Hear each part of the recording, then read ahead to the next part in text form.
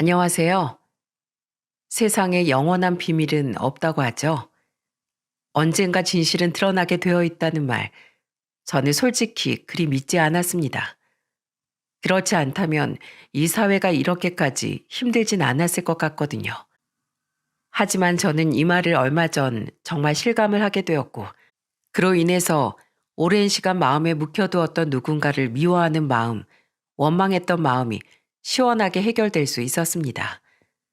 대신 그 진실을 묵혀두었던 사람에게는 아주 제대로 된 응징을 해주었는데요. 지금부터 그 이야기를 전해드리도록 하겠습니다. 저와 제 여동생 둘은 어릴 때 겪은 아픔이 있어요. 우리 삼남매 중 제가 18살 때, 그리고 제 여동생들은 한참 어릴 때 부모님은 이혼을 하셨습니다. 생각지도 못했던 이별이었죠.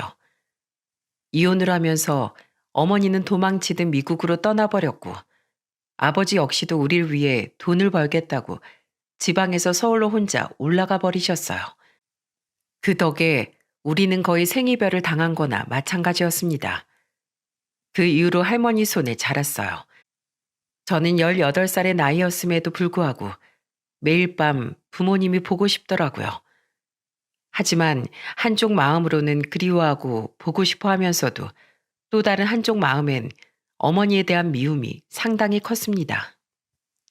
그리고 그 미워하는 마음이 그립고 보고 싶어 하는 마음을 다 집어 삼킬 만큼 컸어요.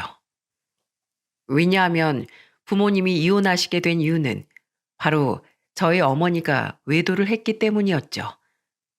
어머니가 아버지와 이혼하고 나서 도망가듯 미국으로 떠나던 날, 우리 삼남매는 어머니를 붙잡고 매달렸습니다. 엄마, 어디가, 어디 가요? 우리 두고 어디 가는 건데? 가지 마. 아빠랑 이혼 안 하면 안 돼요? 네?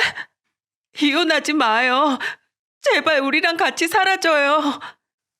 어머니는 우리가 그렇게 매달리면서 가지 말라고 해도 매정하게 떠나버렸습니다. 그렇게 어머니는 우리를 버리고 가버리셨어요. 근데 어머니가 떠나시고 나서 할머니가 그러더군요. 얘들아, 니네 엄마 이제 찾지 마라. 니들이 엄마 아무리 찾아봤자 니네 엄마 이제 안 와.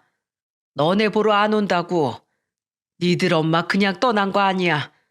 바람나서 남자 만나 지 혼자 호강하겠다고 너네 버리고 너네 아빠 버리고 가버린 거야. 그것도 그냥 간 게 아니라 다른 남자 아이를 가져서 지금 미국으로 건너간 거다. 그러니까 너네 철저하게 배신한 엄마 다신 찾지 마. 저는 너무 충격을 먹었습니다.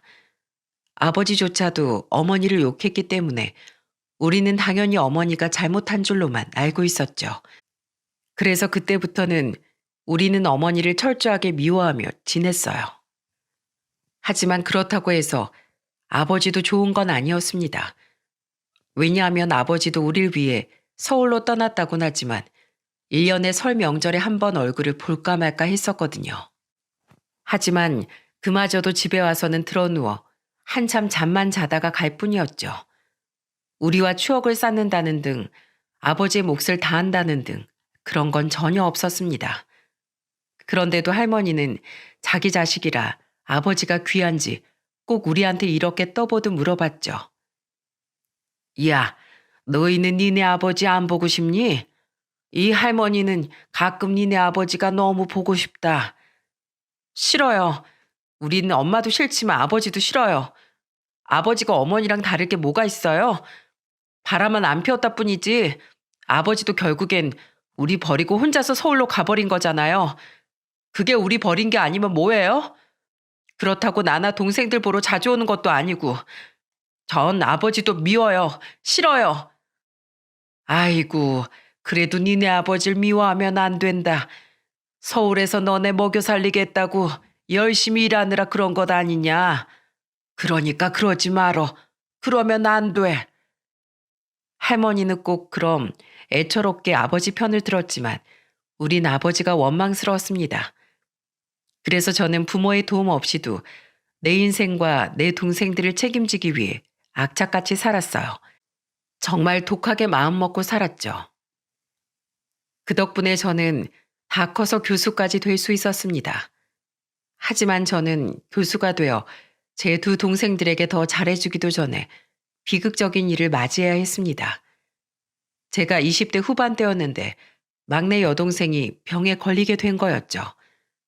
여동생은 암투병을 하는 내내 매일을 힘들어했습니다. 그러면서 저한테 이런 말을 하더군요. 오빠, 나 정말 너무 원망스러워. 내 인생이 너무 불쌍해. 어릴 적엔 엄마가 없어서, 아빠가 없어서 그렇게 울면서 살았는데, 이젠 왜 내가 아프기까지 해야 돼? 왜 이젠 내가 죽기까지 해야 돼? 이젠 왜 내가 죽기 싫어 이렇게 매일 울어야 하는 거냐고. 나 하늘이 정말 원망스러워. 엄마가 미워. 아빠도 정말 미워. 근데 너무너무 보고 싶어. 오빠 기억나? 우리 엄마가 맨날 우리 붕어빵 사주겠다고 밖에서 들어올 때마다 붕어빵 품에다가 꼭 껴안고 온 거. 나 엄마가 사주는 붕어빵 하나만 먹으면 소원이 없을 것 같아. 그렇게 믿고 원망스러우면서도 또 그런 추억이 엄마를 너무 그립게 해.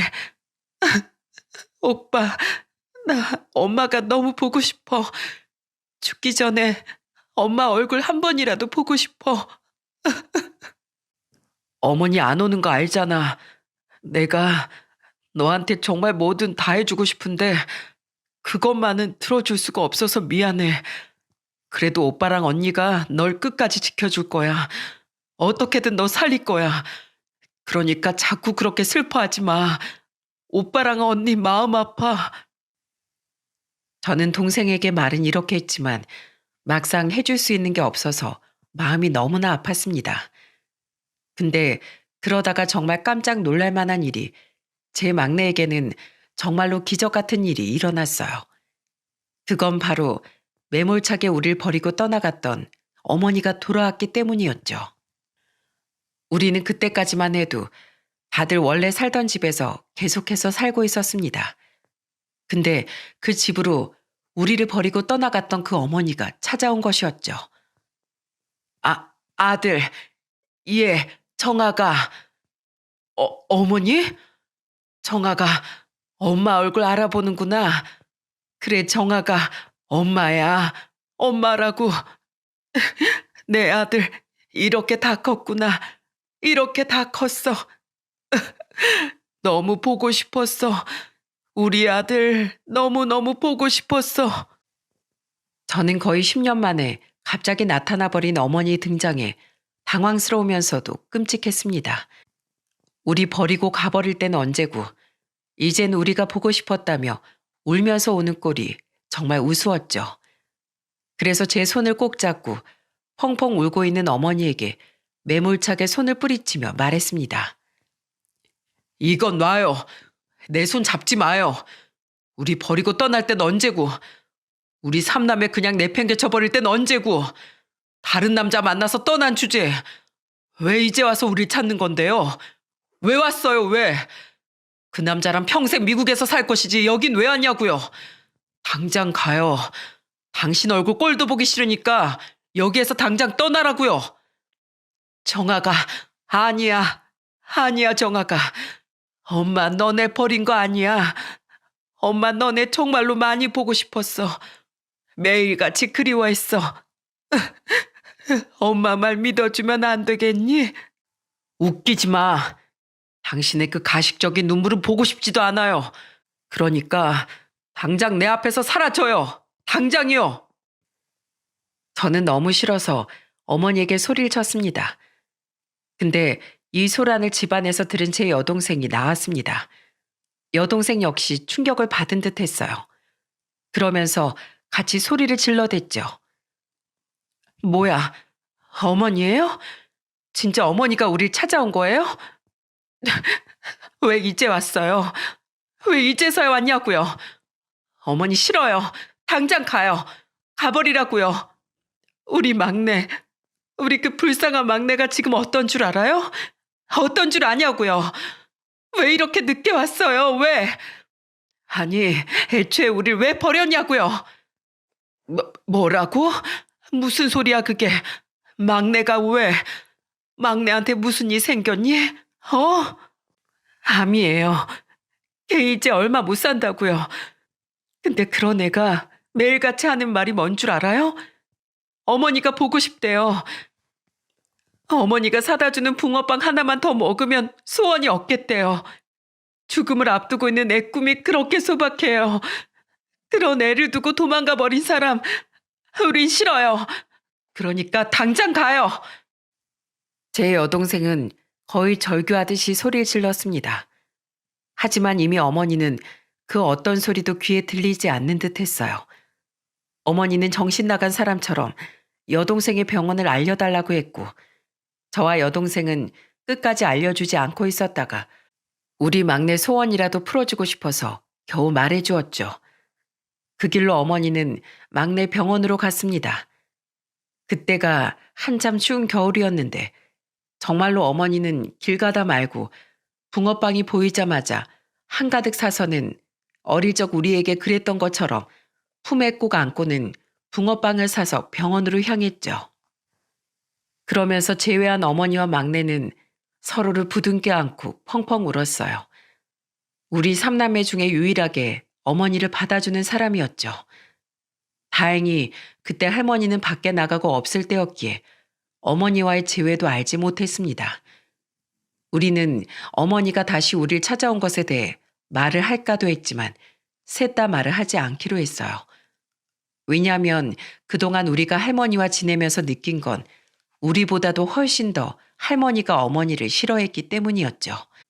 할머니는 하루가 멀다 하고 우리 앞에서 어머니 욕을 했습니다. 나쁜 년부터 시작해서 차마 입에 담을 수 없는 욕들을 그 어린 우리들 앞에서 해왔었어요. 그러니 어머니가 우리를 다시 찾아왔다는 이야기를 들으면 분명히 난리가 나고 그런 막내 여동생이 어머니를 보는 게 더 쉽지 않아질 것이기에 우리는 철저하게 비밀로 가지고 있었죠.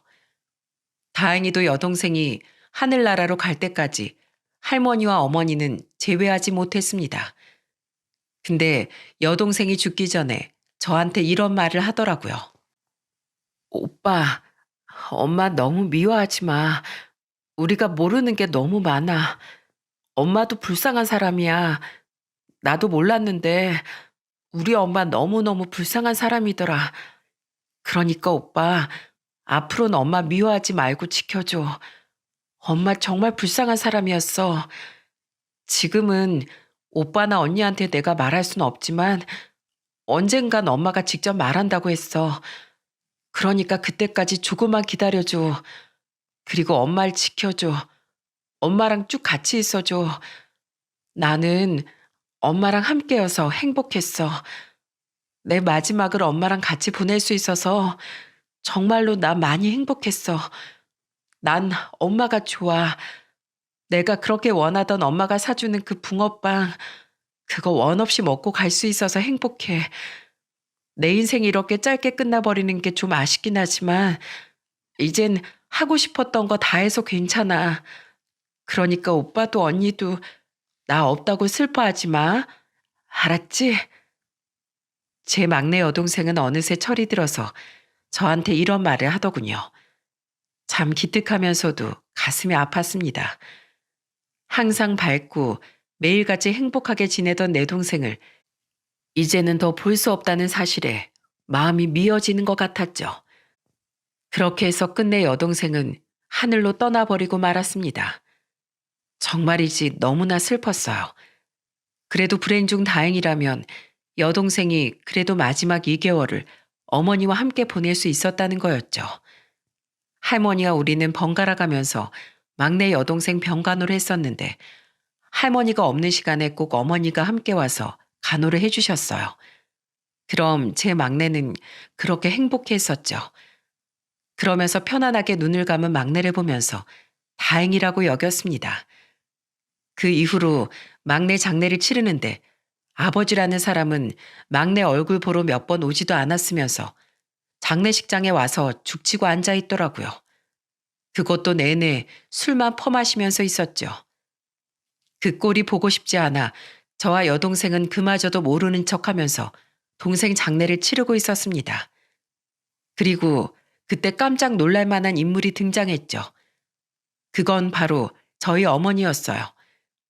어머니가 장례식장에 등장을 하자 바로 뒤집어진 인물이 있었습니다. 네, 누구겠어요? 바로 저희 할머니였죠. 할머니는 어머니 얼굴을 보자마자 펄쩍펄쩍 뛰면서 난리를 쳤죠. 뭐야? 너 뭐냐고? 언제 왔어? 한국에 언제 들어온 거야? 너 미쳤어? 여기가 어디라고 와?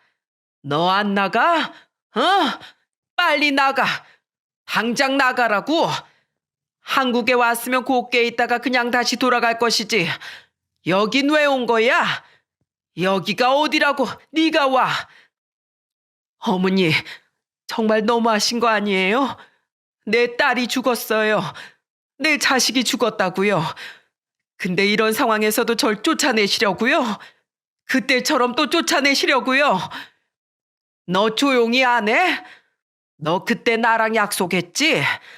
내가 지금 너희 자식들을 어떻게 키웠는데 지금까지 엄마 노릇 안 했음. 이제 애네들 네 자식도 아닌 거야.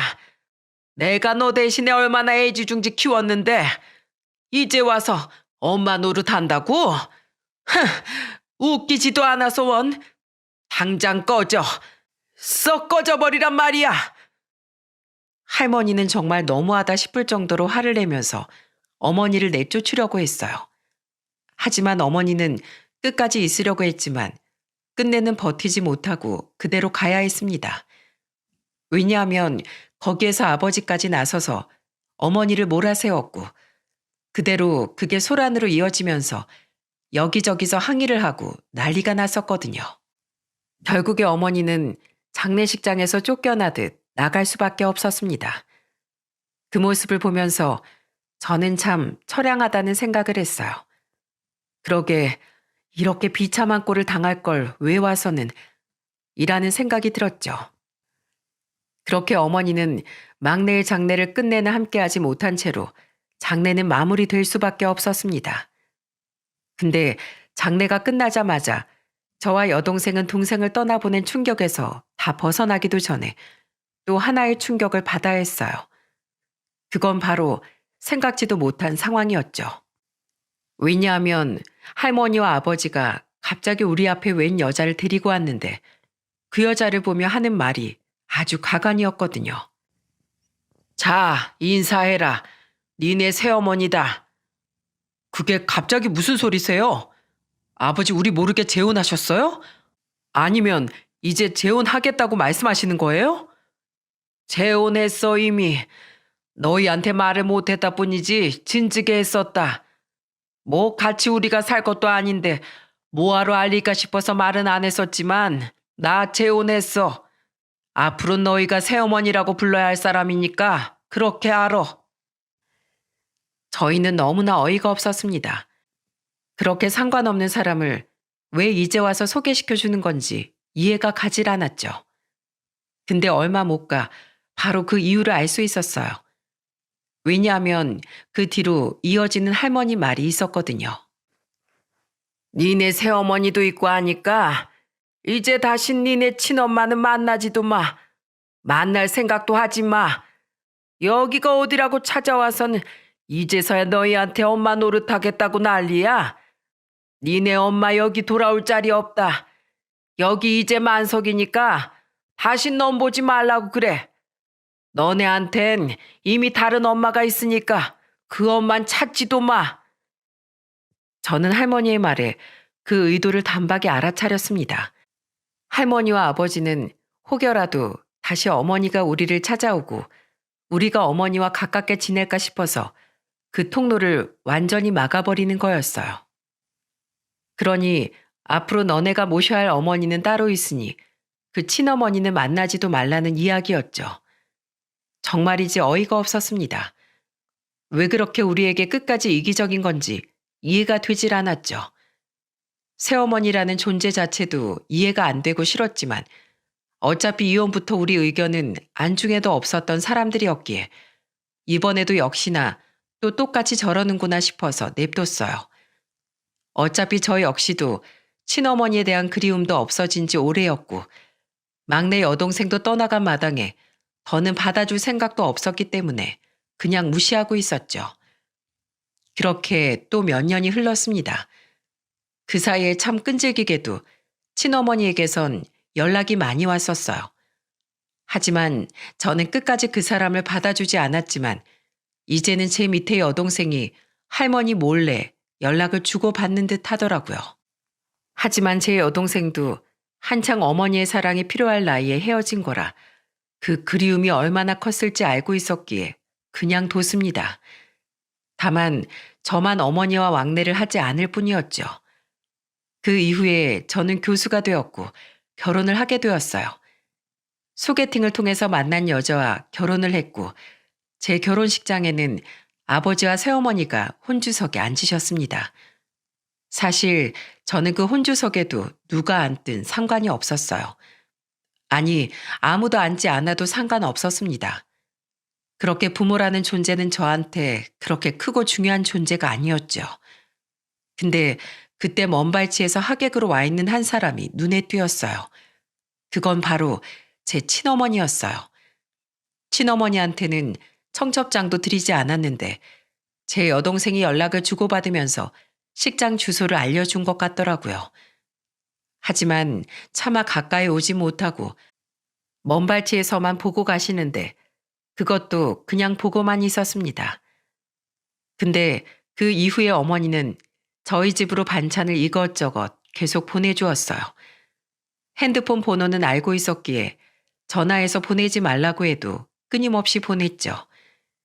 김치, 젓갈, 깍두기 이런 것들을 시도 때도 없이 보내는데 솔직히 말해 저는 그게 달갑지 않았습니다. 그래서 저는 안 되겠다 싶어서 어머니에게 전화를 걸어 아주 세게 말을 했어요. 어머니, 반찬 보내지 마시라니까요. 여기에서 그거 먹을 사람 아무도 없습니다. 왜 이제 와서 엄마 노릇인데요? 부모가 필요할 때 매정하게 떠나선 연락 한 통 없었으면서 이제 와서 이런 이유가 뭡니까? 대체 왜요? 교수 엄마라는 소리 듣고 싶어서 그럽니까? 그런 거예요? 그런 거면 그냥 이런 거 하지 말고 여기저기 말하고 다니세요. 난 아무 상관 없으니까. 이제 와서 양심 있는 척 이러는 게 더 싫습니다. 더 끔찍하다고요.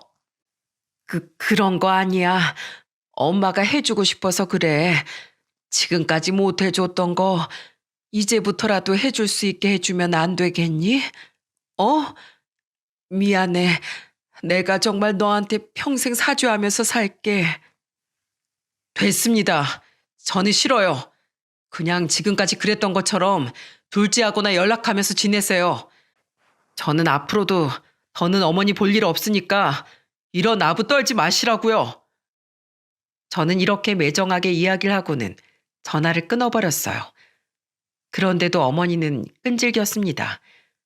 그 이후로도 계속해서 보내더라고요. 그 덕에 제 아내는 많이 헷갈려 했어요. 친모와 새어머니가 있으니까 누구를 모셔야 하는지 잘 모르겠다고 이야기를 하던 거 있죠. 아유, 진짜 이런 거 좀 안 보내셨으면 좋겠어. 자꾸 이러니까 내가 어떤 어머니를 모셔야 할지 모르겠잖아. 진짜 자식 버린 사람이 양심도 없지. 당신이 얼마나 힘들게 살았는데 이제 와서 이런 아부를 다 떤대. 아유, 같은 여자지만 정말 너무 싫다 너무. 아내는 제 앞에서 아무렇지도 않게 저희 친어머니 욕을 하기도 했어요. 그 말이 제 가슴을 답답하게 했지만 저 역시 어머니를 대놓고 비난했던 사람이었기에 할 말이 없었습니다. 그러면서 또 한 번 사건이 터지고 말았죠. 이번에는 오랜 시간 부모를 대신해 우리를 키워준 할머니가 돌아가시는 일이었어요. 할머니도 암이셨어요. 할머니는 평소에 흡연을 많이 하셨는데 결국엔 그걸로 돌아가시더라고요.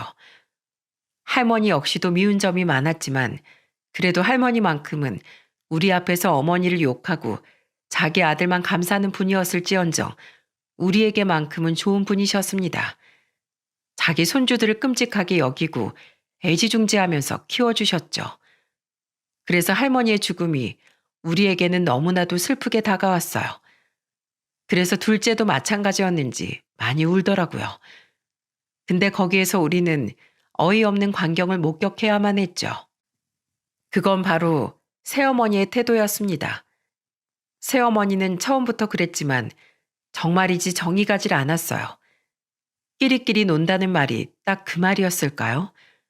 아버지는 처음부터 좀 껄렁하신 분이셨는데 어떻게 다시 만나 결혼한 분도 그런 사람을 만났는지 새어머니는 할머니 장례 내내 그냥 빈둥빈둥 놀기만 할 뿐이었어요. 심지어는 매니큐어를 바르고 있길래 그때는 아버지가 못 참고 한마디 하시더라고요. 당신 미쳤어? 여기에서 지금 손톱칠이나 하고 자빠져 있어? 미친 거야 뭐야? 당장 가지고 나가, 당장. 뭐야, 왜 이래? 아내 어머니도 아니고 평생 뭐 정부치고 산 분도 아닌데 뭘 그렇게 극성이야? 뭐라고? 이 사람이 진짜 미쳤나? 그래도 내 어머니야. 내 어머니라고. 당신이 얼굴 몇 번 본 적 없었어도 시어머니로 모시고 살았으면 예의는 차려야 할 거 아니야. 그렇게 싫으면 차라리 가. 집에나 가 있으라고. 아버지는 결국에는 새어머니를 장례식장에서 내쫓아 버리셨습니다. 그 모습을 보면서 속으로 통쾌하더라고요. 어떻게 저런 개념 없는 여자랑 재혼을 했는지 이해가 되질 않았습니다. 그리고 이놈의 집구석은 어떻게 장례 때마다 이 소란을 겪어야 하는지도 이해가 되지 않았죠. 그러면서 나는 반드시 이렇게는 살지 말자라는 다짐을 또 하고 또 하며 할머니의 장례를 치러드렸어요. 할머니를 잘 보내드린 이후에 이제는 또 편안하게 잘 지내고 있었습니다. 아버지라는 사람은 또 서울로 가서는 그 새어머니와 지내고 있었고 저와 제 여동생은 지방에서 여전히 가까이 살면서 우애를 다지며 지내고 있었죠. 여동생도 결혼을 했는데 그때 여동생은 자기는 가족이라면 끔찍하다며 아예 결혼식도 제대로 하지 않고 그냥 저희 부부와 사돈 부모님만 모셔서 식사를 하고는 조용히 식을 치렀습니다. 그것도 감사한 게 결혼식을 아예 올렸으면 하셨을 텐데 그걸 다 이해해준 사돈분들께도 감사하더라고요. 그렇게 조금씩 제 인생에도 안정이 찾아오는 듯 했습니다. 근데 그 이후에 정말 제 인생에 결정적인 사건이 일어났고 그 일로 인해서 저는 너무나 폭풍 같은 시간을 보내야만 했어요. 그날도 평범한 날이었습니다. 여전히 어머니는 우리 집으로 택배를 보내고 있었죠. 저는 거의 포기를 했어요. 아무리 쓴소리를 하고 아무리 방어막을 쳐도 뚫고 들어오는 어머니를 당해낼 수가 없더라고요. 그래서 그냥 놔뒀더니 역시나 아내도 마찬가지더군요. 그 반찬을 보내주면 우리는 다 먹을 수도 없었기 때문에 버리는 게 태반이었는데도 꾸준히 오는 반찬을 아내는 항상 그때그때 처리를 했습니다. 근데 그것도 아내는 이제 힘들고 지겨웠는지 이번엔 뜯어보지도 않고 버렸던 모양이더라고요. 근데 어느 날은 경비 아저씨가 저희 집에 택배 하나를 가지고 오셨죠. 그리고 그 택배의 정체를 보고 저는 깜짝 놀랄 수밖에 없었습니다. 그 택배의 정체는 어느 날 또 집으로 어머니가 보낸 것이 왔는데 아내는 또 반찬이나 쓸데없는 걸 보낸 줄 알고 뜯어보지도 않고 버려버린 거였어요.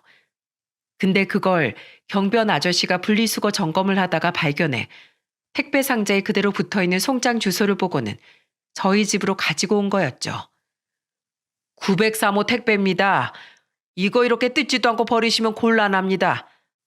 이대로 버리지 말고 내용물이라도 확인하고 분리수거 제대로 해서 버리세요. 저는 그걸 받자마자 한숨부터 나더라고요. 그렇게 보내지 말라고 하는데도 계속해서 보내셔서 왜 사람을 귀찮게 하는지 정말 이제는 화가 나더라고요. 하지만 얼마 못 가 그 택배 상자를 뜯어본 저는 곧바로 오열을 할 수밖에 없었습니다. 놀랍게도 짜증스레 열어봤던 그 택배 상자 안에는 어릴 때 찍었던 우리 삼남의 돌 사진부터 시작해 어릴 적 놀러가서 찍은 사진들, 집에서 엉엉 울면서 떼쓰는 사진들 등등 해서 우리들의 어렸을 적 모습들이 그대로 담긴 사진이 가득 들어가 있었어요. 그리고 미국에서 보내진 듯한 우편물 편지까지 싹 다 들어가 있었죠. 저는 그걸 보면서 이게 다 뭔가 싶었습니다. 처음에는 뭔지 모르겠더라고요. 하지만 거의 혼이 나간 사람처럼 그 안에 있는 내용물들을 보기 시작했어요. 그 중에서도 오랜 세월의 흔적이 쌓여있는 미국에서 보낸 듯한 편지들을 읽어보았죠. 그리고 저는 곧바로 오열을 할 수밖에 없었습니다. 사랑하는 우리 삼남매, 다들 잘 지내고 있는 거니? 엄마는 미국에 멀리까지 와서도 너희들이 너무 보고 싶어서 밤잠을 설친단다. 우리 사랑하는 삼남매, 너희들이 곤히 잠든 그 숨소리를 들으면 엄마도 바로 잠이 올 텐데 골골거리는 그 코골이 소리도 엄만 너무 그립다. 우리 막내는 열감기에 자주 걸렸는데 이제 그러진 않니? 너희가 아플 때마다 엄마가 옆에 있어줘야 하는데 그러지 못해서 가슴이 찢어질 것처럼 아파. 아마도 이 편지가 또 반송이 된다면 엄마 마음은 너무 슬프겠지만 언젠간 너희들에게 내 편지가 닿을 수 있길 바라면서 엄만 매일같이 편지를 써보려고 해. 사랑하는 우리 삼남매 씩씩하게 잘 자라줘. 그리고 언젠간 엄마가 다시 너희들을 보러 갈게. 사랑해 우리 아가들. 역시나 이번에도 편지가 반송되어 왔네. 너희들에게 언제쯤이면 내 편지가 닿을 수 있을까? 내 편지가 언제쯤이면 할머니 손이 아닌 너희 손으로 들어갈 수 있을까? 여기 미국의 생활은 참 외롭단다. 하루하루가 너희들을 그리워하며 살아서인지 멋진 풍경이 있고 멋진 사람들이 있는데도 불구하고 이 엄만 하나도 달갑지가 않아. 그저 너희들이 또 보고 싶고 보고 싶을 뿐이야. 사랑하는 우리 삼남매 너무 보고 싶다. 저는 이 편지들을 쭉 읽어나가며 오열을 했습니다. 어머니가 미국에서 생활하시면서 우리에게 보내셨던 편지들은 우리에게 닿지 않았기에 우리는 우리를 버리고 간 어머니가 완전히 이곳 생활을 다 잊고 혼자서 새로운 인생을 신나게 살고 있을 거라고 생각했기에 더 원망이 컸었어요. 하지만 그게 아니었습니다. 어머니는 철저하게 외로워하면서 우리들을 그리워하고 있던 거였어요. 근데 왜 도대체 우리를 떠나게 된 건지 이해를 할 수가 없었죠. 이렇게 애틋해하고 이렇게 하루하루를 우리를 그리워하면서 살았으면서 도대체 왜 우리를 버리고 미국으로 가버린 건지 이해할 수가 없더라고요. 하지만 그 진실 역시도 바로 알 수 있었습니다. 저는 가장 최근에 쓴 듯한 빳빳한 편지를 마지막으로 펼쳐서 읽었고 그 안에 충격적인 진실이 전부 다 담겨져 있기 때문이었어요. 아들, 잘 봐라. 지금부터 엄마가 하는 말 잘 봐줘. 잘 읽어줘. 내가 언젠간 네가 내 얼굴을 제대로 봐줄 때, 날 다시 엄마로 받아줄 때 얼굴을 마주보고서 모든 진실을 말해주고 싶었지만 그러기엔 시간이 너무 오래 걸릴 것 같아서 이렇게 글로 용기를 내어본다. 아들아, 네가 오해하고 있는 게 있어. 그것도 아주 단단히 오해하고 있는 게 있는데 엄만 너희들을 버린 게 아니야. 너희를 떠나버린 게 아니었다. 쫓겨난 거야. 너희들 할머니한테 그리고 너희들 아빠한테. 실은 우리가 이혼하던 시기에 너희 아버지가 바람이 났었어. 지금 같이 살고 있는 그 여자 있지? 그 여자가 바로 그때 당시 너희 아버지랑 바람 났던 여자다. 어느 날 다짜고짜 헤어지자고 하더니 거부하는 날 향해 하는 말이 그 여자가 임신을 했다는 소리였어. 너희들 말고도 또 다른 아이가 다른 여자를 통해 생겨나게 된 거지. 비참했다. 여자로서 비참했어. 살고 싶지도 않았어. 하지만 이혼할 수가 없었다. 나한테 너희들이 있으니까. 난 너희들에게 상처를 줄 수 없었으니까. 저는 여기까지 보고 경악을 할 수밖에 없었어요. 왜냐하면 지금까지 할머니와 아버지가 말한 바로는 바람핀 사람은 어머니였고 어머니가 다른 사람의 아이를 가지게 되어 이혼을 일방적으로 선언하고 떠난 거였거든요. 그래서 우릴 버리고 다른 남자와 아이를 선택한 어머니를 평생 미워하고 증오했던 거였어요. 근데 이제 와서 그게 전부 다 사실이 아니라고 하니 저는 놀랄 수밖에 없었죠. 그리고 그 뒤로 이어지는 말들을 들으면서 저는 엉엉 울었습니다. 왜냐하면 그 이후에는 어머니의 삶이 어떻게 철저하게 부서졌는지가 고스란히 담겨져 있었거든요. 난 아무래도 좋았어.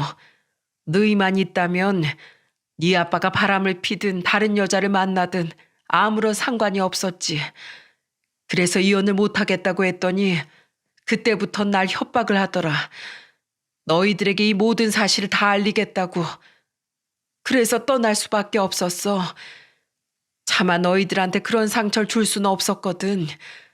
그래서 그럼 너희를 데리고 떠나겠다고 했다. 나는 절대로 너희랑 헤어질 수는 없으니 너희를 데리고 가겠다고 했어. 근데 거기에서도 또 난 질 수밖에 없었다. 왜냐하면 사실 그때 난 너희들을 양육할 여건이 되질 않았거든. 그거란 니들 할머니가 자기는 건물이 있으니 그걸로 너희를 먹여 살리면 된다고. 네가 애들한테 해줄 수 있는 게 뭐냐. 그래서 어쩔 수 없이 너희를 두고 올 수밖에 없었어. 정말로 난 그땐 너희들 할머니 말처럼 너희들에게 해줄 수 있는 게 아무것도 없었거든. 그래서 도망치듯 난 나올 수밖에, 쫓겨날 수밖에 없었던 거야. 미리 말하지 못해서 미안하다. 너희가 이렇게 날 오해하고 상처받을 거라는 걸 그때 알았더라면 난 절대로 너희를 포기하지 않았을 거야. 끝까지 옆에 있거나 데리고 떠났을 거야. 이 엄마가 무지했어. 이 엄마의 판단이 어리석었다. 정말 미안하다, 아들. 이제라도 이 모든 걸 고백하는 엄마를 용서해 주겠니? 네가 믿지 못할 것 같아서 증거도 다 보냈어. 상자 안에 녹음기 넣어놨다. 거기에 모든 진실이 다 들어가 있으니까 그것까지 들어보고 엄마를 용서해 줄 수 있다면 연락 줘. 기다리고 있으마, 아들. 그리고 다시 한번 말하지만 그때도 지금도 앞으로도 사랑한다, 내 아들아. 저는 이 편지를 붙잡고 오열을 했습니다. 도대체 우리 때문에 어떤 희생을 한 건지, 우리 때문에 어떤 아픔을 겪은 건지 가늠조차 되지 않았죠. 저는 이 모든 진실을 알게 되면서 내가 알고 있는 게 다 사실이 아니었다는 것이 도무지 믿기지가 않았어요. 눈에선 눈물이 흐르고 불쌍한 어머니로 인해 가슴이 아팠지만 한켠으론 몇십 년을 그런 줄로만 알고 있던 진실이 아니라고 하니 실감이 나질 않았죠. 그래서 어머니가 말씀하신 녹음기를 바로 찾아 들어봤어요. 그리고 그제서야 그 안에서 들려오는 목소리와 내용들로 인해 저는 모든 것을 다 실감을 했고 그때부터는 분노로 제 속이 뒤집어지기 시작했습니다. 녹음기 안에서 들려온 목소리는 할머니였어요. 녹음기 안에서 할머니의 목소리는 표독스럽게 그지없었죠. 나가서 제발 그냥 네 인생 살아. 내 아들 앞길 더 망치지 말란 말이야.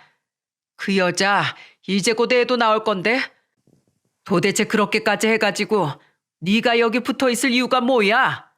그러니까 제발 그냥 가버려. 어머님, 안 돼요. 저 애들 버릴 수 없어요. 저 애들만이라도 데리고 가게 해주세요. 네? 저 애들 없으면 못 살아요. 내 손주들이다. 어딜 데리고 가겠다고 들어? 절대로 안 돼.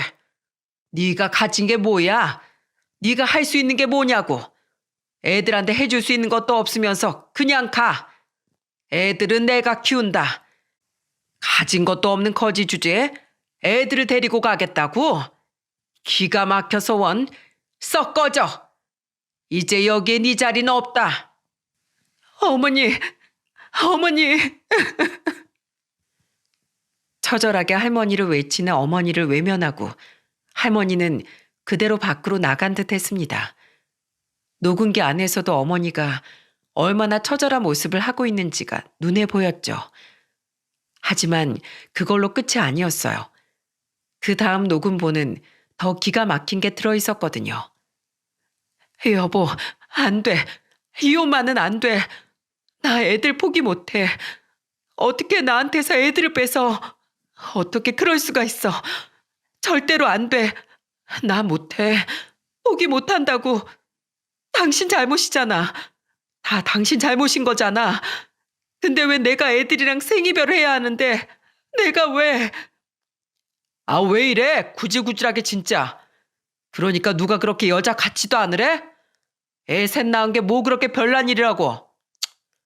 애들은 어머니가 절대로 못 뺏긴다니까 그냥 조용히 닥치고 나가.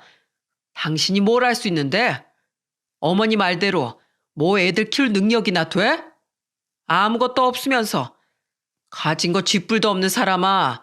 더 구질구질하게 매달리지 말고 그냥 넌 네 몸뚱이라도 챙겨. 네가 밖에 나가서 애들 데리고 키우면 할 수 있는 게 뭐가 있겠냐? 그 몸뚱아리 함부로 하는 것밖에 더 있겠어? 근데 내가 보기엔 그것도 어렵겠다. 뭐 여자라고 매력이 있어야지 말이야. 그냥 넌 네 주제 파악이나 하고 꺼져. 당신이 어떻게 이래? 어떻게 나한테 이럴 수가 있어? 아, 뭐? 그냥 네 팔자련이 생각해라. 넌 그냥 그렇게 살아야 할 팔자인 거야. 알아들어? 이제 꺼져. 네 얼굴 보기 구역질 나니까. 어머니는 그렇게 철저하게 아버지와 할머니에게 버림받은 거였습니다. 저는 여기까지 듣고 정말 눈물이 철철 흘렀어요. 그동안 정반대로 알고 살아온 어머니를 원망하고 미워하며 살았던 그 세월이 미친 듯이 후회가 되었죠. 그래서 전 지금까지 어머니를 철저하게 버리고 우리 남매의 지금까지 인생을 어머니에 대한 원망으로 가득 차 살게 했던 아버지에게 철저하게 복수하기로 했어요. 다시는 그 인간의 얼굴을 보지 않을 작정이었죠. 그래서 곧바로 찾아갔어요. 아버지가 있는 곳으로 가자마자 저는 그 발 밑에 녹음기를 던지며 말했습니다. 나쁜 인간 같으니라고. 당신이 어떻게 그래? 당신이 그러고도 아버지야? 어? 우리 아버지라고 할 수 있어? 다시는 우리 찾을 생각하지 마. 그리고 철저하게 어머니를 버리고 아프게 한 대가, 우리한테서 평생 어머니를 뺏은 대가, 언젠가는 철저하게 되돌아갈 거야. 어떻게든 다 되돌려 받을 거라고 당신이. 뭐야? 이 자식이 다짜고짜 와서 하는 소리가 뭔 말이야? 내가 하는 말이 뭔지 모르겠어? 어디 한번 그럼 내가 그 밑에 던져둔 녹음기 한번 들어봐. 그럼 내가 무슨 말 하는지 알 테니까. 앞으로 다신 나랑 내 동생 찾지 마. 우리한테 아버지는 없어. 우린 지금까지 인생에 아버지란 존재가 없는 사람들이니까 다신 찾지 말라고. 당신이 바람핀 거였잖아. 당신이 어머니랑 우릴 먼저 버린 거였잖아. 그런데도 뻔뻔하게 당신 인간도 아니야. 사람도 아니라고. 아, 난 또 무슨 소리라고. 야, 벌써 언제 저기 얘기를 이제 와서 하고 있는 거야? 그게 뭔 상관인데? 그래서 니네가 뭐 굶고 살았어? 아니잖아. 이것들이 기껏 키워놨더니만 하는 소리가 아주. 야, 됐다 됐어. 나도 어차피 니네 걸리적거리고 싫었어. 니네 할머니 때문에 데리고 있었지. 내가 뭐 좋아서 니네 데리고 있었던 것 같냐? 그러니까 애초에 내가 너네 보러 가지도 않은 거야. 그래, 알아서 내 인생에서 꺼져준다니 고맙다. 내가 자식이 너네만 있는 것도 아니고. 그래, 가라, 가. 정말이지 끝까지 아버지란 인간은 끔찍한 사람이었어요. 저는 그대로 울부짖으며 나왔습니다. 어머니한테는 죄송해서 갈 수도 없었어요. 불효자 짓을 한 내가 어떻게 감히 어머니한테 갈 수 있을지, 가도 되는 건지 모르겠더라고요. 하지만 용기 내서 찾아갔습니다. 정말로 평생을 미워하며 산다고 했지만 사실은 저의 내면 깊은 곳에선 어머니에 대한 그리움과 갈증이 컸었거든요. 바로 어머니에게 찾아간 저는 어머니 얼굴을 보자마자 눈물을 흘리며 와락 껴안았습니다. 그리고는 말했어요. 어머니, 어머니, 죄송합니다. 제가 죄송했습니다. 어리석었어요. 우리 그렇게나 사랑해줬던 어머니인데 왜 어머니가 우릴 버리고 그렇게 떠나갔을 거라고 생각하고 믿어버린 건지 죄송합니다. 평생을 원망해서 어머니를 힘들게 해서 아프게 해서 죄송합니다. 이 불효자를 용서하세요. 아니야, 아니야, 아들아. 고맙다. 엄마 말 믿어주고 엄마를 용서해줘서 고마워. 어쨌든 난 너희를 버리고 떠난 게 맞잖아. 엄마가 그동안 얼마나 미웠니? 엄마가 얼마나 원망스러웠어 그래. 고마워. 지금이라도 이렇게 엄마 안아줘서 고맙다. 보고 싶었어요. 사실은 너무 보고 싶었어요. 어머니가 그리웠어요. 사무치게 그리웠습니다. 알어. 알어. 미안해. 엄마가 너무너무 미안해, 아들. 사랑한다. 이 엄마는 우리 아들을 한순간도 잊은 적이 없어. 항상 사랑했어. 이제 마음껏 표현할게. 이젠 우리 다신 떨어지지 말자. 그렇게 저희는 감격스러운 재회를 했습니다. 정말로 저는 펑펑 울면서 어머니와 감격스러운 재회를 했죠. 그리고 그제야 정신을 차리고 여동생에게도 알리고자 했는데 여동생은 이미 알고 있더라고요. 다만 어머니는 제가 워낙에 어머니를 미워하니 차마 저한테만큼은 쉽게 말을 할 수 없었다고 하셨죠. 그래서 우리는 몇십 년 만에 어머니와 마주 앉아 밤새도록 이야기를 나눴습니다. 정말 행복했어요. 그러면서 가슴에 진 응어리를 다 풀어낼 수 있었죠. 근데 한 가지 너무나 슬픈 소식이 있었어요. 그건 바로 어머니가 아프다는 소식이었죠. 어머니는 자신에게 시간이 얼마 남지 않은 걸 알게 돼 그래서 더는 시간이 없다는 걸 알고는 용기 내서 저한테 이 모든 것을 말씀하셨던 거였죠. 저는 너무나 늦게 알아버린 것에 대해 후회되고 슬펐지만 그래도 지금이라도 알게 된 것에 감사하기로 했습니다. 그래도 어머니의 마지막을 챙겨드릴 수 있으니 그거라도 다행이다 여기기로 했어요. 그래서 지금은 동생과 함께 어머니를 간호하고 있는 중이랍니다. 어머니는 미국에 있던 언니에게로 도망가 살았으면서도 항상 마음만은 우리한테 있었다고 하셨어요. 그리고 우리와 함께 하는 순간들을 늘 꿈꾸셨다고 했죠. 그 어머니의 꿈을 우리는 어머니의 마지막까지 지켜드리려고 부단히 애쓰고 있습니다. 제 아내도 지난날에 자신의 잘못을 눈물을 흘리며 어머니께 사죄를 드렸어요. 그래서 지금은 저와 함께 같이 어머니 간호를 돕는 중이랍니다. 그 이후 어머니는 병세가 더 좋아지진 않으셨지만 많이 행복해하고 계세요. 이제는 죽어도 여한이 없다고 말씀하고 계십니다. 반대로 아버지란 인간은 어떻게 됐는지 아세요? 지금은 완전히 상황이 역전되어서 혼자 철저하게 힘들게 지내고 있는 중이에요. 왜냐하면 저희 할머니에게는 건물이 하나 있었고 그 건물을 운운하면서 자신한테는 우리를 키울 능력이 있으니 떠나라고 했던 건데 이제는 할머니가 돌아가시면서 그게 아버지에게로 상속이 되었지만 그걸 가지고 있었던 시간도 얼마 안 되어 완전 빈털터리가 되었거든요. 알고 보니 그 건물을 가지고 투자를 했는데 그게 잘못돼서 완전히 쪽박 난 듯 했습니다. 그렇게 쪽박이 나니 새어머니란 인간도 재산을 보고 노리고 그 자리에 앉아있던 거였는데 그게 없어지니 바로 도망을 가버린 듯 했죠. 그것도 또 자기가 낳은 자식을 데리고 말이죠. 그러니 쪽박에 완전히 빚쟁이의 외톨이까지 된 아버지는 다시 우리를 찾아왔지만 우리는 받아주지 않았습니다. 그대로 매몰차게 돌려보냈죠. 그렇게 아버지는 제가 말했던 것처럼 자기 죄값을 다시 톡톡히 되돌려 받게 되었습니다. 여러분, 이게 세상의 이치인 것 같습니다. 진실은 언제든 밝혀지게 되어 있고 사람의 죄는 언제든 자신에게로 다시 돌아온다는 것이요. 저는 이 모든 것을 보면서 정말 정신 차리고 똑바로 살아야겠다는 생각이 들었어요. 그래서 앞으로도 저는 정직하게 그리고 죄 짓지 말고 착하게 살려고 합니다. 여러분께도 제 사연을 들려드리는 이유가 바로 이 때문이에요. 여러분도 누군가를 아프게 하거나 힘들게 한다면 언제든 그건 자신에게로 또다시 돌아올 수 있다는 걸 아시고 하루하루를 정직하고 착하게 그리고 주변에 있는 사람들을 사랑하고 끝까지 함께하며 사시는 여러분들이 되셨으면 좋겠습니다.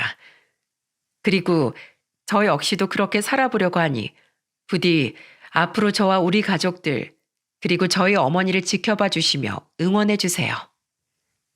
제 사연을 들어주셔서 정말 감사합니다. 안녕하세요. 저는 경기도 수원에 사는 50대 여자입니다. 매일 사연을 듣기만 하다가 저한테도 영화에나 나올 법한 일이 일어나서 이렇게 제보하게 되었어요. 여러분, 권선징악 사자성어 아시죠? 저는 사실 어릴 때 학교에서 권선징악 얘기를 많이 들었으나 직접 경험은 딱히 해본 적이 없었어요. 생각해보면 너무 평범하게 살아서 그랬던 것 같기도 해요. 그런데 이번에 정말 말 그대로 나쁜 사람이 벌을 받고 착한 사람이 복을 받는 얘기가 저한테도 일어나서 제보하게 되었어요. 바로 저희 시댁과 관련된 내용이에요. 정확히는 아주버님 아내인 형님이요. 저는 사실 결혼할 때까지만 해도 이런 일이 일어날 줄 몰랐었거든요. 저는 그냥 남편과 대학에서 처음 만나서 연애하고 결혼했어요. 인생 첫 남자친구였고 남편도 제가 첫 여자친구였어요. 서로 신입생 동기로 만나서 그렇게 한 번도 헤어지지 않고 그대로 결혼하게 됐어요. 저는 어려서부터 정말 무던한 편이었어요. 정말 너무 평범하게 살아왔고 결혼도 그냥 정말 무탈하게 진행되었어요. 양가에서도 같은 대학이고 오래 사귀었으니 서로 마음에 들어 하셨고 남편도 저도 예민하지 않고 무난한 성격들이라 정말 평생 이렇게 재미없지만 고요하게 살아갈 줄 알았어요. 사실 제가 남편과 결혼을 결심하게 된 이유는 무심함 때문이에요. 제가 이런 얘기를 하면 제 친구들은 다정한 사람이 최고라고 하던데 저는 이상하게 남편의 무심함과 예민하지 않고 무던한 모습이 그렇게 좋더라고요. 아무튼 그래서 그렇게 시댁을 처음 인사 갔을 때가 기억나요. 남편은 아버지가 초등학교 때 돌아가셨다고 미리 저에게 말을 했었어요. 그래서 시어머니가 홀로 살아 계셨고 형이 한 명 있는데 그 형은 결혼해서 나가 산다고 했어요. 딱 저 말만 듣고서는 사실 걱정을 많이 했어요. 왜냐면 홀 시어머니는 힘들 수도 있다고 주위에서 그랬거든요. 그러나 시어머니의 첫인상은 굉장히 화끈하셨어요. 드디어 미영이가 우리 며느리가 되는구나. 진짜 가족이 되다니 너무 기쁘다. 오래 만났고 제가 남자친구 군대도 다 기다려주어서 시어머니는 저를 굉장히 예뻐하셨어요. 말은 그렇게 많지 않으셨지만 홀로 형제를 키워서 그런가 마냥 호락호락하지는 않으셨어요. 알고 보니 시어머니는 지방에서 혼자 큰 식당을 운영하고 계셨어요. 남편이 초등학교 다닐 때는 그냥 작게 동네에서 하는 백반집이었대요. 그런데 워낙 성격도 좋으시고 음식 맛도 좋으니까 가게가 점점 커져서 지금은 정말 큰 식당을 하고 계셨어요. 그 동네 사람이면 이름만 들어도 아는 그런 유명한 지역 맛집이요. 옆 지역에서도 놀러 오면 꼭 들르는 그런 큰 식당이었어요. 방송에도 몇 번 나와서 웨이팅까지 해서 먹는 그런 식당이랍니다. 사실 이 얘기를 했을 때 제가 친언니가 있는데 언니가 걱정을 많이 했어요. 식당을 하는 홀 어머니면 제가 수시로 찾아가서 식당 일을 도와줘야 하는 거 아니냐고 그랬었거든요. 하지만 시어머니는 저에게 단 한 번도 도와달라고 하지 않으셨어요. 애초에 제가 가서 도와주지 않아도 직원들이 워낙 많으니 제가 가지 않아도 됐었고요. 생각보다 많이 큰 식당이었어요. 저는 오히려 어머님 식당이 너무 커서 놀랐던 기억도 나요. 남자친구가 전혀 티를 내지 않아서 몰랐었어요. 남편의 형은 성격이 남편과 비슷했어요. 무난했다는 말이에요. 형제가 둘 다 예민하지 않고 말도 많지 않았어요. 그리고 아주버님은 매우 바쁘셨죠. 그래서 잘 볼 수가 없었어요. 이렇게 무난한 성격들 덕분에 시어머니는 홀로 형제를 키우면서 엄청나게 힘든 일은 없었다고 하더라고요. 그리고 뒤에서도 말하겠지만 사실 시어머니는 정말 최고랍니다.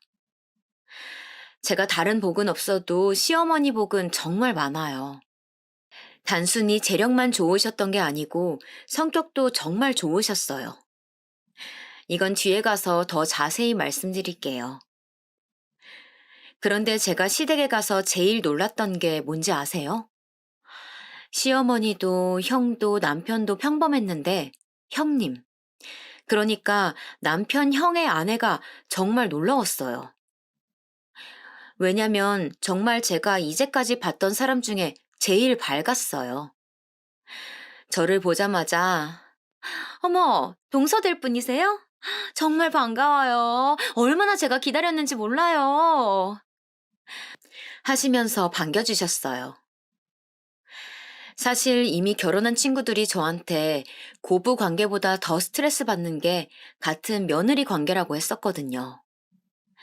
그리고 언니도 저한테 형님이 이미 있다고 하니까 걱정했었어요. 제 성격에 당하고 살 수도 있다고 무슨 일 일어나면 자기한테 말하라고 했었죠. 그런데 저를 처음 보자마자 저렇게 반겨주셔서 저는 너무 행복했어요. 친언니한테도 자랑도 할 정도로요. 어머, 동서, 친언니가 있어요? 그럼 더 잘됐다. 언니처럼 편하게 대해줘요. 형님은 정말 텔레비전에 나오는 연예인들보다 성격이 밝더라고요. 저는 낯을 굉장히 많이 가리는 편이라 시댁 가족들에게 어떻게 다가가야 하나 정말 걱정이 많았어요. 하지만 어머니도 저를 따뜻하게 맞이해 주시고 형님도 저를 반겨주시니 결혼 초반에 굉장히 기분이 좋았어요. 남편한테 듣기론 형님은 그 지역 토박이래요. 그래서 남편 어머니의 식당이 커가는 것을 다 직접 보고 자랐다고 하더라고요. 아주버님과도 아주 어렸을 때부터 알던 사이였고요. 그래서 시댁에 갈 때 형님이 있을 때와 없을 때는 확실히 분위기가 달랐어요. 시어머니가 혼자 산다고 제가 말했잖아요. 형님은 혼자 사시는 시어머니에게 정말 거짓말 안 하고 이틀에 한 번씩은 찾아갔대요. 찾아갈 때마다 먹을 것도 사가고 가서 어머님 마시는 것도 많이 사드리고 그랬다고 하더라고요. 시어머니가 혼자 주택에 사셨었는데 주택 사시는 분들은 아시겠지만 관리를 엄청나게 해줘야 하잖아요. 손이 너무 많이 가서 힘든데 그런 사소하게 챙겨야 하는 것도 형님이 하셨대요. 게다가 여행도 둘이 다녔대요. 제주도 여행을 시어머니와 며느리 둘이 가는 게 가능한 건가요, 여러분? 심지어 그런 제안들은 다 형님 입에서 나왔다고 하더라고요. 그렇게 지극정성으로 챙기니 저는 슬슬 눈치가 보이기 시작했어요. 저희 시어머니 성격상 저한테 절대 뭐라 눈치 주시는 분은 아니세요. 그래도 제가 아무리 묻어내도 바보가 아니잖아요. 형님이 매번 저렇게 나서니까 나도 같은 며느리 입장에서 눈치가 보였어요. 그 누구도 저에게 너도 좀 챙기라고 말하지 않았지만 그냥 저렇게 행동하니까 슬슬 불편해지더라고요.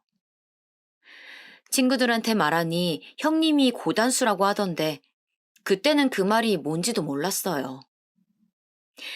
언젠가 너무 신경 쓰여서 남편에게 말했던 적이 있어요. 여보, 그런데 형님 저러시는 거는 아주버님이 시킨 건 아니겠지? 형이 누구한테 저렇게 시킬 사람 아니야. 그냥 형수 혼자 저러는 거야. 당신은 너무 저기에 신경 쓰지 않아도 돼. 무시하려고 해도 같은 며느리니까 조금 불편한 건 사실이야. 당신은 여자가 아니라 완전히 내 마음을 모르겠지만 말이야. 당신 나처럼 묻어난 줄 알았는데 아니네? 아니, 이 사람이 진짜 왜 이래? 장난이야. 그런데 정말 무시해도 돼. 형수 저러는 거 당신은 딱 보면 모르겠어? 어머니 가게 물려받으려고 저러는 거잖아. 식당이 가면 갈수록 더 유명해지고 있잖아. 그거 노리고 저러는 거야. 이제야 해답이 보이는 기분이었어요. 저는 전혀 눈치를 채지 못하고 있었는데, 바로 가게를 노리고 시어머니에게 잘해준 것이라고 하더라고요. 남편 말이 사실인지 아닌지는 모르겠으나, 일단 얘기를 듣고 보니 그럴 수 있는 이야기더라고요. 사실 시어머니는 식당이 커서 요리를 하거나 서빙을 하시지는 않아요. 이미 직원들이 수십 명은 근무 중이라 정말 딱 계산만 하시거나 혹은 오픈 때랑 마감 때만 나가세요. 만약 형님이 가게를 이어간다면 고생은 안 하고 편하게 돈만 만질 수 있게 되는 거죠. 이미 다 키워놓은 가게니까요. 그리고 정말 날이 갈수록 커져서 다른 지역에서도 분점을 내자고 계속 식당에 찾아오곤 했어요. 이렇게 큰 식당을 물려받게 된다면 정말 말 그대로 돈다발 위에 앉게 되는 상황이었어요. 어쨌든 남편 말대로 저와는 상관이 없으니 나는 나대로 살아야지 생각했는데 이런 비교되는 마음은 제가 아이를 낳고 나서는 더 심해졌어요. 아주버님과 형님에게는 아들이 한 명 있었어요. 그리고 저도 몇 년 뒤에 똑같이 아들을 낳았고요. 같은 성별이라 둘이 친하게 지냈고 형님과도 자연스럽게 더 자주 만나게 되었어요. 아주버님이 워낙 바쁘다고 했잖아요. 그래서 집에 잘 없으셨어요.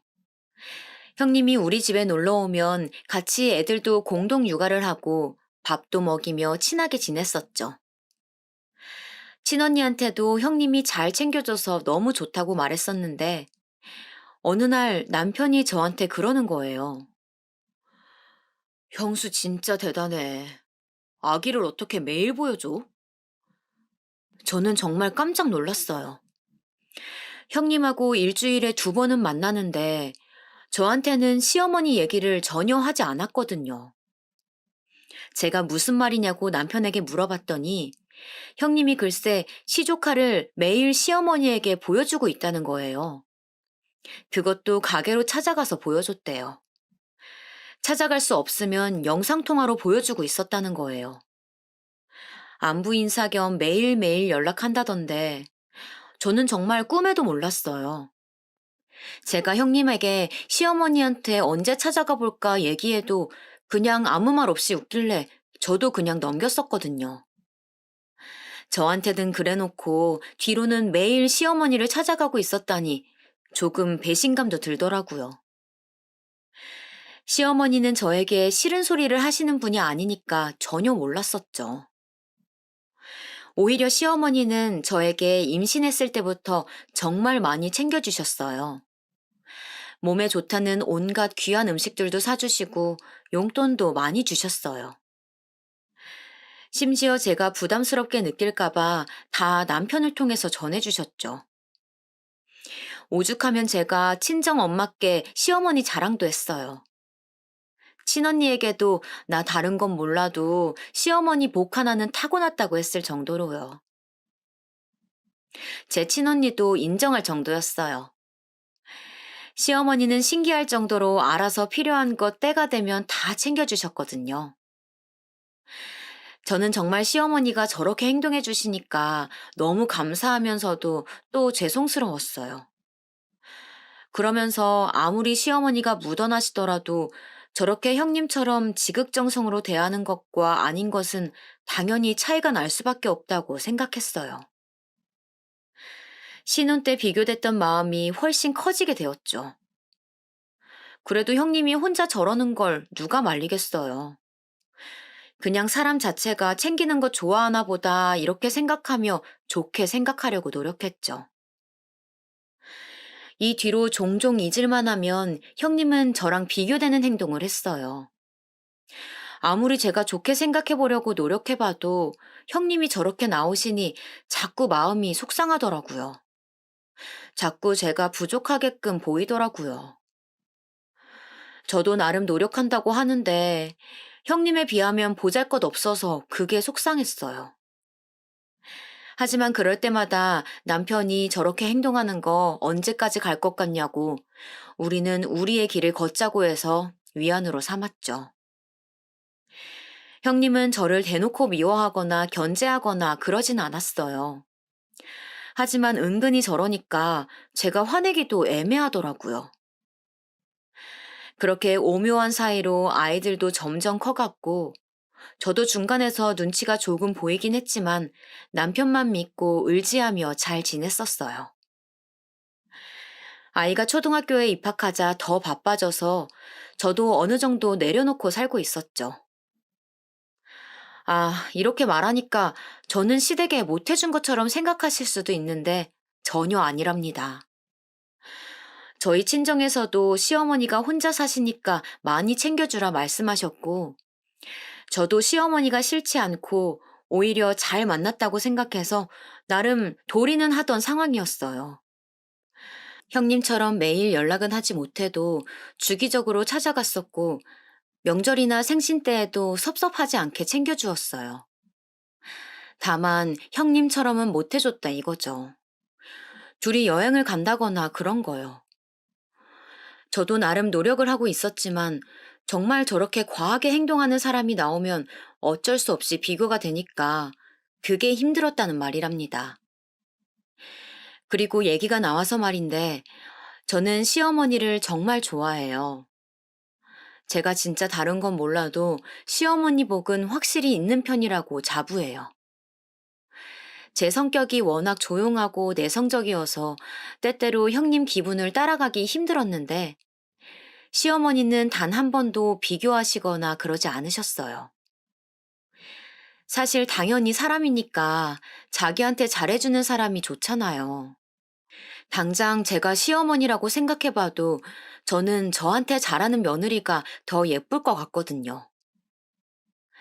그런데도 시어머니는 저에게 내색 한번 하신 적 없어요. 그래서 지금까지도 참 감사해요. 아무튼 그러던 어느 날 남편이 저녁 먹다가 얘기를 꺼냈어요. 형수가 어머니한테 식당 옆에 카페 하나 차리고 싶다고 했대. 갑자기 무슨 카페? 말 그대로 식당이 백반집이니까 옆에서 카페 차리면 서로 좋은 영향을 줄 수 있을 것 같다고 그랬다네. 어머니는 그거 듣고 당신이 돈 내주신다고 했나 봐. 아, 그래? 잘 됐네. 자기는 괜찮아? 뭐가? 형수한텐 카페 차려주는데 자기한테는 아무것도 없잖아. 나는 그냥 이렇게 사는 게 운명인가 보지 뭐. 제가 이렇게 얘기하자 남편은 크게 웃었어요. 저의 이런 점이 좋다나 뭐라나.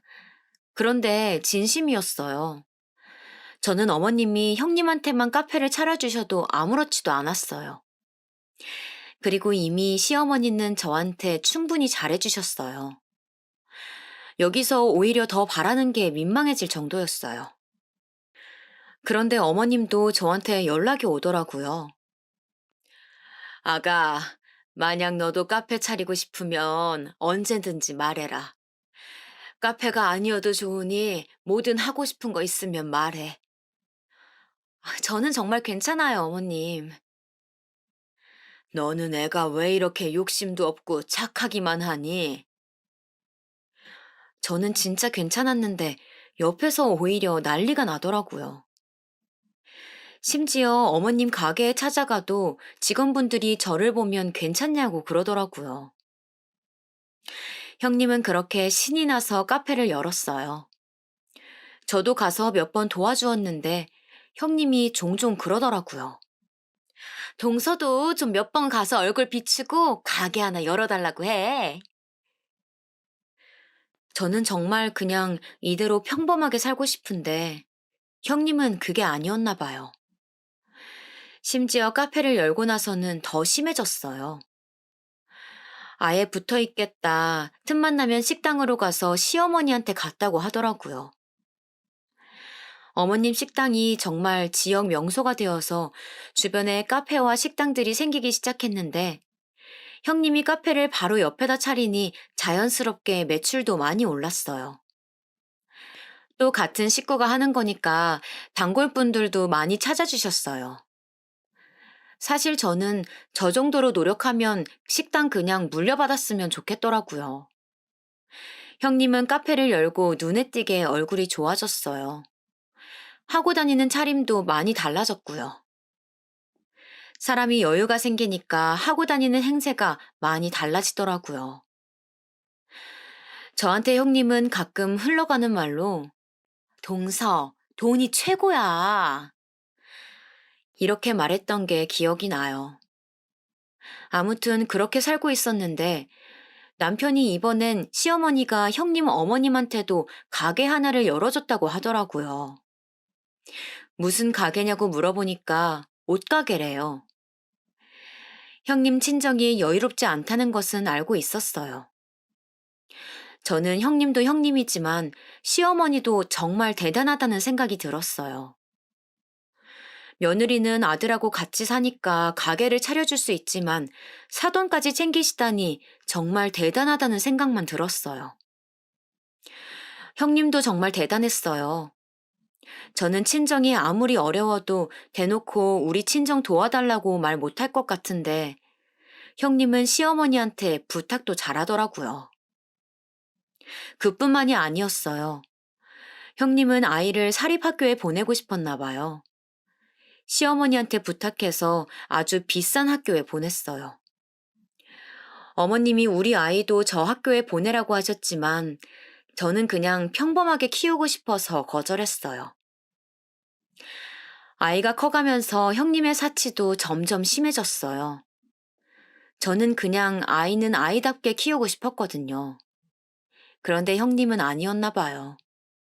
어디서 처음 듣는 브랜드의 옷을 입히고 어디 학원을 보내야 하고 그런 게 굉장히 심했었어요. 그럴 때마다 시어머니는 또 엄청나게 지원해 주셨죠. 그리고 시어머니의 식당처럼 형님의 카페도 장사를 잘하는지 많이 바빠졌어요.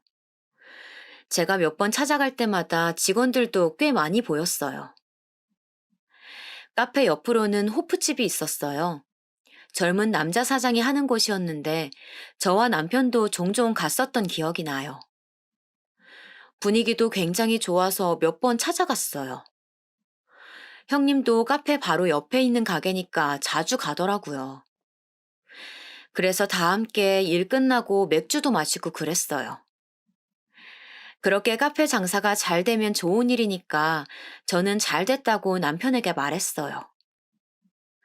그리고 형님은 제 생각보다 돈을 정말 많이 좋아하더라고요. 카페를 열고 장사가 조금 되자 대놓고 사치를 부리기 시작했어요. 차도 좋은 것으로 새로 바꾸고 집도 이사 가고 입고 다니는 옷도 바뀌었어요. 남편이 어느 날 저녁 먹다가 저에게 말하더라고요. 형수 돈 좋아하는 건 알겠는데 너무 노골적이라 보기 안 좋아. 그 말을 듣고 생각을 해봤어요. 형님이 아무리 카페가 잘 된다고 하더라도 하고 다니는 것은 그 이상이었거든요. 남편이 살짝 말해주기론 아주버님도 알고 계신다고 하더라고요. 물론 버는 만큼 쓰는 것은 중요하다고 생각해요. 하지만 그 정도가 심하게 지나치니까 보기 안 좋았어요. 심지어 어머님 식당에 가서도 주인 행세를 하기 시작했다고 해요. 그래도 어머님이 그 지역에서 몇십 년 동안 키워온 식당인데 좀 너무하다고 생각했어요. 어머님이 자기한테 카페도 차려주고 친정에도 옷가게를 차려주니까 완전 자기 세상이 된 거죠. 형님은 그것을 숨길 생각도 하지 않았어요. 오히려 자기가 돈이 많으니까 여기저기 자랑도 많이 했고요. 여행도 정말 많이 다니더라고요. 이상했던 건 그렇게 놀러 다니는데 아주버님하고 시조카는 같이 데리고 다니지 않는 거예요. 혼자 뭐가 그리 좋은지 잘 놀러 다니더라고요. 카페가 잘 되면서 시어머니를 찾아가는 것도 빈도가 많이 줄었다고 해요. 남편은 그걸 보고 저럴 줄 알았다고 이야기하더라고요. 시어머니는 내색조차 하지 않으셨고요. 그래서 시조카가 오히려 종종 우리 집에 와서 같이 밥도 먹곤 했어요. 제가 엄마는 어디 가셨냐고 물어봐도 시조카는 그때마다 모른다고 하더라고요. 도대체 뭘 하고 돌아다니길래 애도 방치하고 저러는 건지 의아했어요. 그렇게 노골적으로 잘하더니 이제 받을 만큼 받으니까 저러고 돌아다니는 건가 생각이 들었어요. 우리 가족만 그렇게 생각한 것은 아니더라고요. 제가 식당에 가서 일손을 도우려고 하면 오히려 단골 손님들이 저에게 말씀해 주셨어요. 둘째가 제대로 된 사람이지. 첫째 며느리는 이제 살판난 게 보여. 그럴 때마다 저는 그냥 웃기만 했어요. 그러면서 한편으로는 시어머니가 상처받지 않으셨으면 좋겠더라고요. 그러던 어느 날 아이가 학교에서 돌아와 간식을 먹이고 학원에 보내자마자 연락이 왔어요. 동서, 지금 어디야? 큰일 났어. 어머니가 갑자기 쓰러지셨어. 빨리 병원으로 와. 주소 문자로 보내줄게. 형님의 전화였어요. 어머니가 쓰러지셨다길래 너무 놀라서 일단 남편에게 전화로 상황 설명을 했고 바로 병원으로 달려갔어요. 도대체 이게 무슨 일인가 너무 놀랐어요. 정말 손이 덜덜 떨려오더라고요. 설마 돌아가시는 건 아니겠지 생각하며 마음 졸였죠. 택시를 타고 불이 나게 달려간 병원에는 형님 혼자 있었어요. 그런데 평소와 달리 형님은 침착하더라고요. 오히려 제가 더 놀라서 당황한 채로 여기저기 이상은 없냐고 간호사들에게 물어보고 있었어요. 1인실로 옮기고 겨우 진정하고 있는데 의사 말을 들어보니 원인은 아직 모르겠으나 일단 깨어날 때까지 기다려달라고 하더라고요. 검사 결과를 보니 막 엄청나게 몸에 이상은 없지만 깨어날 때까지 옆에서 간호는 필수라고 말을 하길래 알겠다고 했어요. 바로 남편에게 전화를 걸어 상황 설명을 하고 병실로 들어왔는데 형님이 저한테 말을 하는 거예요. 형님은 확실히 평소와는 달랐어요. 저는 정말 다른 사람인 줄 알았어요. 동서, 나는 어머님 간호 절대 못해. 정말 죽어도 못해. 동서가 좀 했으면 좋겠어. 내가 500만 원 줄게. 그걸로 간호 부탁해? 내가 그동안 어머니한테 잘했던 거 알지? 이제 동서가 좀 노력해봐. 저는 저 말을 듣자마자 너무 당황스러워서 아무 말도 하지 못하고 형님만 바라보고 있었어요. 내가 그동안 얼마나 고생했는데. 노인네 매일 찾아가고 옆에서 가게 하면서 챙기고 둘이 여행 가느라 얼마나 스트레스 받았었는데. 아휴, 잘 됐다. 설마 동서, 어디서 본 건 있어가지고 유류분 주장할 거 아니지? 사람이 그렇게 살면 안 돼. 어머님 식당이 생각보다 정말 매출이 좋더라. 얼마나 돈이 되겠어. 그동안 고생했던 거 보상받을 생각하니까 너무 좋다, 동서. 도대체 언제 가시나 했더니 이제 가시네. 제가 알던 형님이 맞나 싶어서 정말 아무 말도 하지 못하고 있었어요. 이제까지 그렇게 시어머니를 챙긴 사람이 맞나 싶었어요. 정말 지극정성으로 챙기더니 막상 시어머니가 쓰러지니까 저렇게 나오는 거예요. 제 남편 말대로 정말 재산을 노리고 행동한 게 맞았어요. 동시에 정말 괘씸한 마음이 들었어요. 시어머니가 형님에게 해준 게 얼만데 저러는 건지 정말 너무하다고 생각했어요. 시어머니가 받기만 한 것은 아니잖아요. 형님한테 카페도 차려주고, 아니 심지어 형님 친정 가게까지도 차려줬는데 어떻게 저럴 수가 있죠? 그리고 시어머니는 며느리들에게 정말 잘해주셨어요. 제가 생각할 때는 오히려 아들들보다 며느리들에게 더 잘해주셨던 것 같아요. 단순히 물질적으로만 지원해준 것도 아니고, 저는 살면서 제사나 명절 때문에 스트레스 받았던 적 한 번도 없었어요. 항상 시어머니는 귀찮은 거 절대 시키지 않으셨거든요. 오히려 저희에게 힘든 거 있으면 말하라고 하셨죠. 그리고 시어머니는 저희 친정에도 정말 잘해주셨거든요. 형님 친정에 가게 차려주시면서 저에게도 넌지시 물으셨어요. 물론 저는 괜찮다며 거절했지만 시어머니는 한 달에 한 번은 저희 친정에 선물을 보내셨어요. 이 외에도 제가 현실적인 고민으로 힘들어할 때 정말 많은 도움을 주셨어요. 저는 물론 남편이 좋아서 결혼한 거지만 시어머니와 가족이 되어 즐거웠어요. 정말 저에게 시어머니는 그런 존재였어요. 제 친구들도 저희 시어머니 같은 분 없다고 하셨거든요. 그런데 시어머니한테 그렇게 받을 거 다 받아놓고 저러면 안 되지 않나요? 저는 또 할 말은 제대로 하는 성격이라 바로 형님에게 말했어요. 형님, 그건 아닌 것 같아요. 어머님 간호야 제가 할 수 있지만 그런 식으로 말씀하시면 안 되죠. 뭐야, 이제 와서 착한 척해? 왜 이래? 그동안 나만 가게 열어서 배 아팠구나? 그러니까 이번에 잘하라는 거야.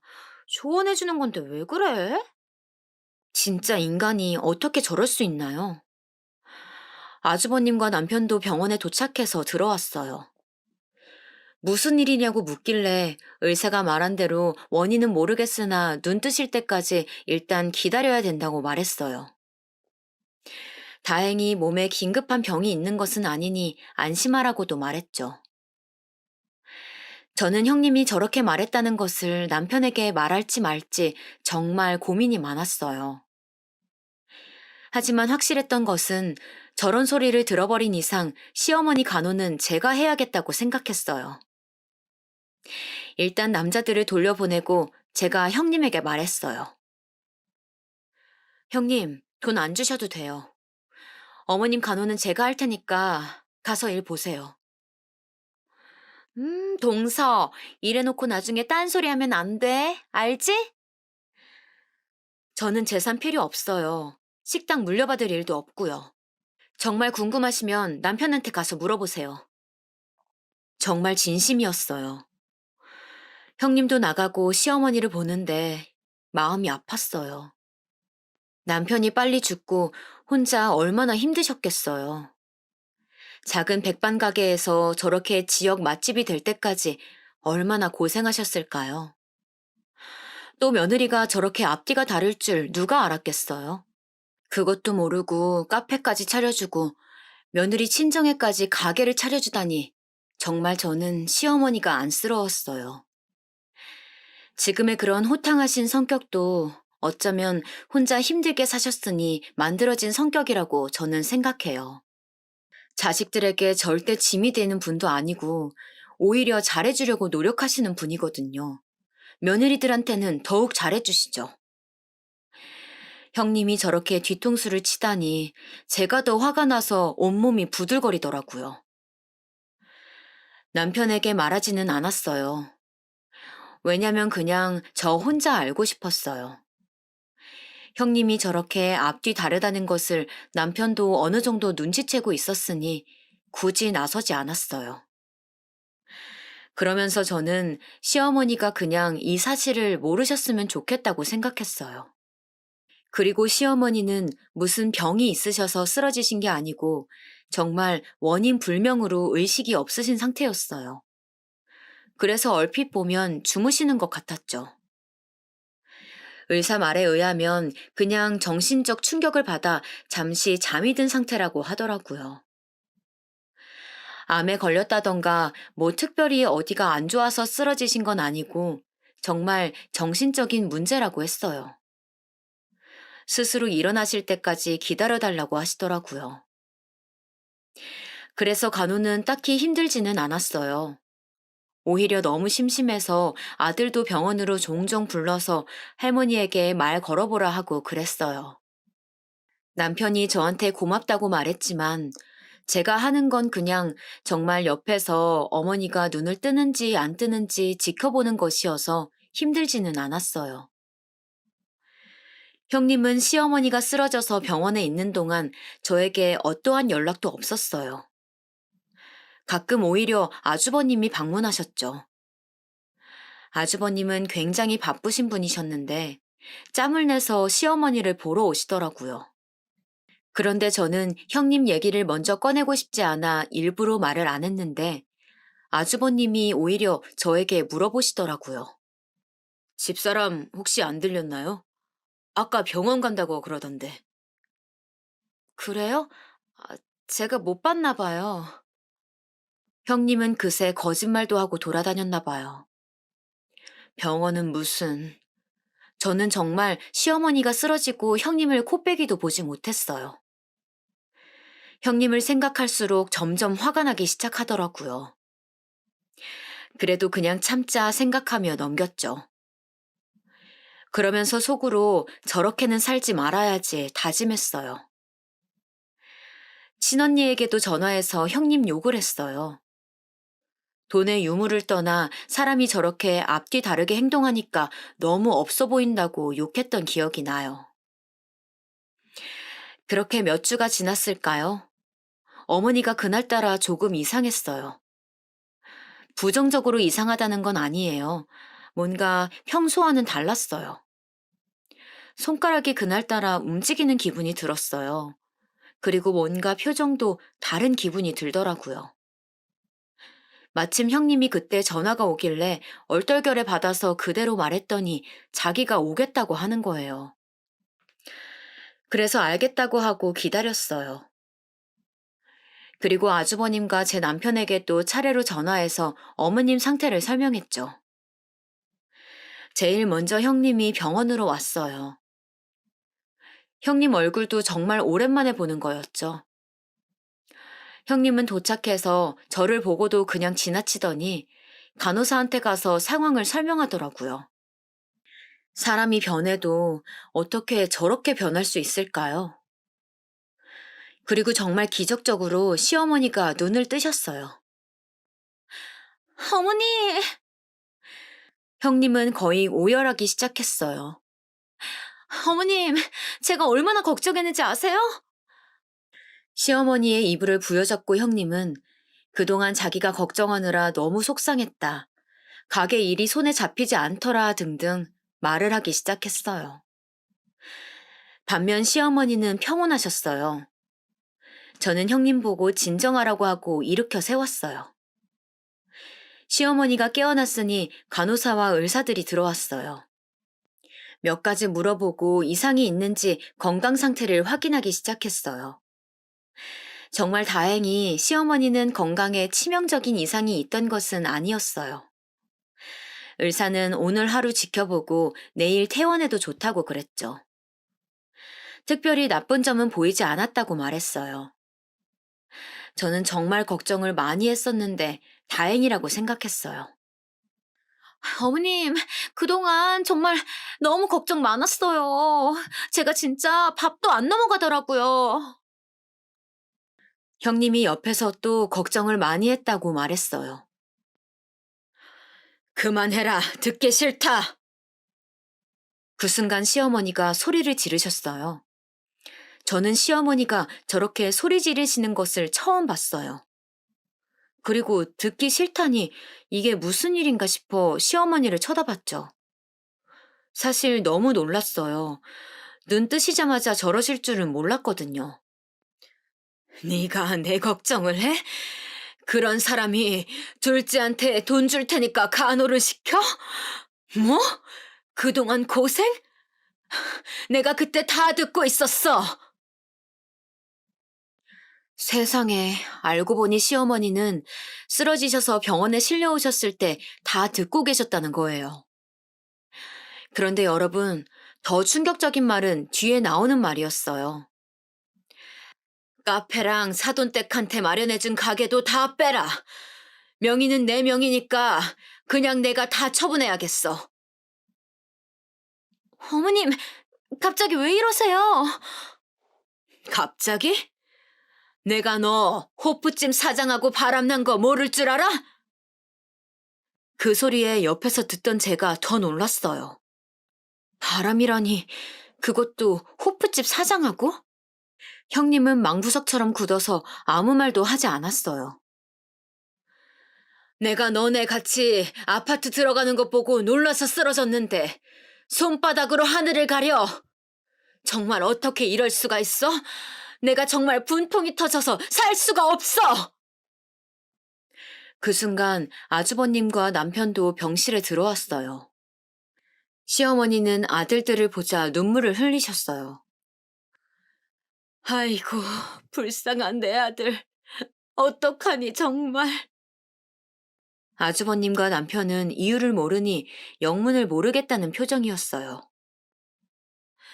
어쩌다 저런 여우 같은 여자한테 걸렸어. 돈 좋아하는 건 알고 있었는데 바람이 나다니 정말 이게 무슨 일이니? 그냥 돈만 좋아하는 거면 누가 뭐라고 하니? 세상에 호프집 사장하고 바람이 났단다. 시어머니는 저희가 다 같이 있는 곳에서 형님이 불륜했다고 말씀하셨어요. 아주버님은 정말 모르고 계셨는지 형님에게 묻더라고요. 형님은 처음에는 절대 아니라고 했어요. 무슨 소리냐고 자기는 너무 당황스럽다고 하더라고요. 어머님, 어떻게 저한테 그러세요? 제가 이제까지 어머님한테 잘했던 거 어머님이 더 잘하시지 않으세요? 갑자기 불륜이라뇨.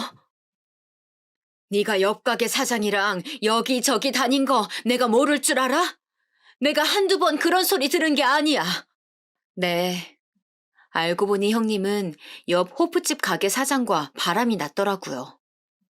시어머니 가게가 워낙 지역에서 유명했다고 했잖아요. 그러다 보니 지역 어디를 가도 시어머니를 알고 계셨어요. 그 가게에 매일 드나드는 형님도 당연히 사람들이 알고 있었고요. 그런데 겁도 없이 바로 옆 가게 사장하고 바람이 났던 거였어요. 게다가 형님이 그 지역 토박이라 형님도 모르는 사람이 없었는데요. 당연히 손님분들이 여기저기서 목격하고 그걸 시어머니한테 전했던 거예요. 형님은 인정하지 않았어요. 오히려 증거 있냐고 막 울면서 소리를 지르기 시작했어요. 그러자 시어머니는 말씀하셨죠.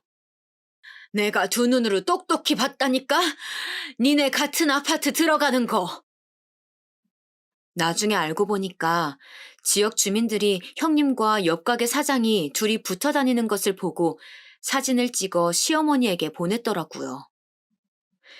식당이 워낙 오래되다 보니 단골 손님도 매우 많았거든요. 형님은 카페로 번 돈으로 두 집 살림을 하고 있었다고 해요. 정말 간도 크게 같은 지역 안에서 아파트를 새로 얻어 살고 있었다고 하네요. 그걸 본 사람이 한둘도 아니고요. 워낙 어머님이 식당도 크게 하셨고 형님은 바로 옆에서 카페를 운영하고 있었으니 당연히 사람들 눈에 띄었던 것 같아요. 게다가 불륜남도 바로 옆 가게에서 호프집을 운영하고 있으니 식당을 몇 번만 왔어도 알아차리고도 남을 사실이었어요. 바람도 정말 통 크게 하고 있더라고요. 알고 보니 형님은 혼자 여행을 다녔던 게 아니었어요. 불륜남과 여행을 다녔더라고요. 어쩐지 이제야 시조카가 왜 혼자 있었는지 알게 되었어요. 다 알고 나니까 모든 퍼즐이 맞춰지기 시작했죠. 이걸 옆에서 사람들이 보다 못해서 작정하고 시어머니에게 알렸다고 하더라고요. 나중에 이렇게 발뺌할까봐 사진도 몇 장이나 찍어놨다고 하더라고요. 아니, 사실 사진까지 갈 필요도 없이 그 아파트에 들어가기만 해도 발각될 사실이었어요. 그 소리를 듣고 시어머니도 긴가민가해서 직접 아파트로 갔고 거기서 형님과 호프집 사장을 보았다고 해요. 충격을 받은 시어머니는 그대로 쓰러지셨죠. 시어머니는 안 그래도 불륜 사실을 알고 충격을 받으셔서 쓰러지셨는데 간호도 못하겠다는 소리를 듣고 일어나지를 못하셨다고 하셨어요. 그러면서 저한테 고맙다고 하시더라고요. 누워 계셨지만 정신이 완전히 나간 것은 아니었다고 하더라고요.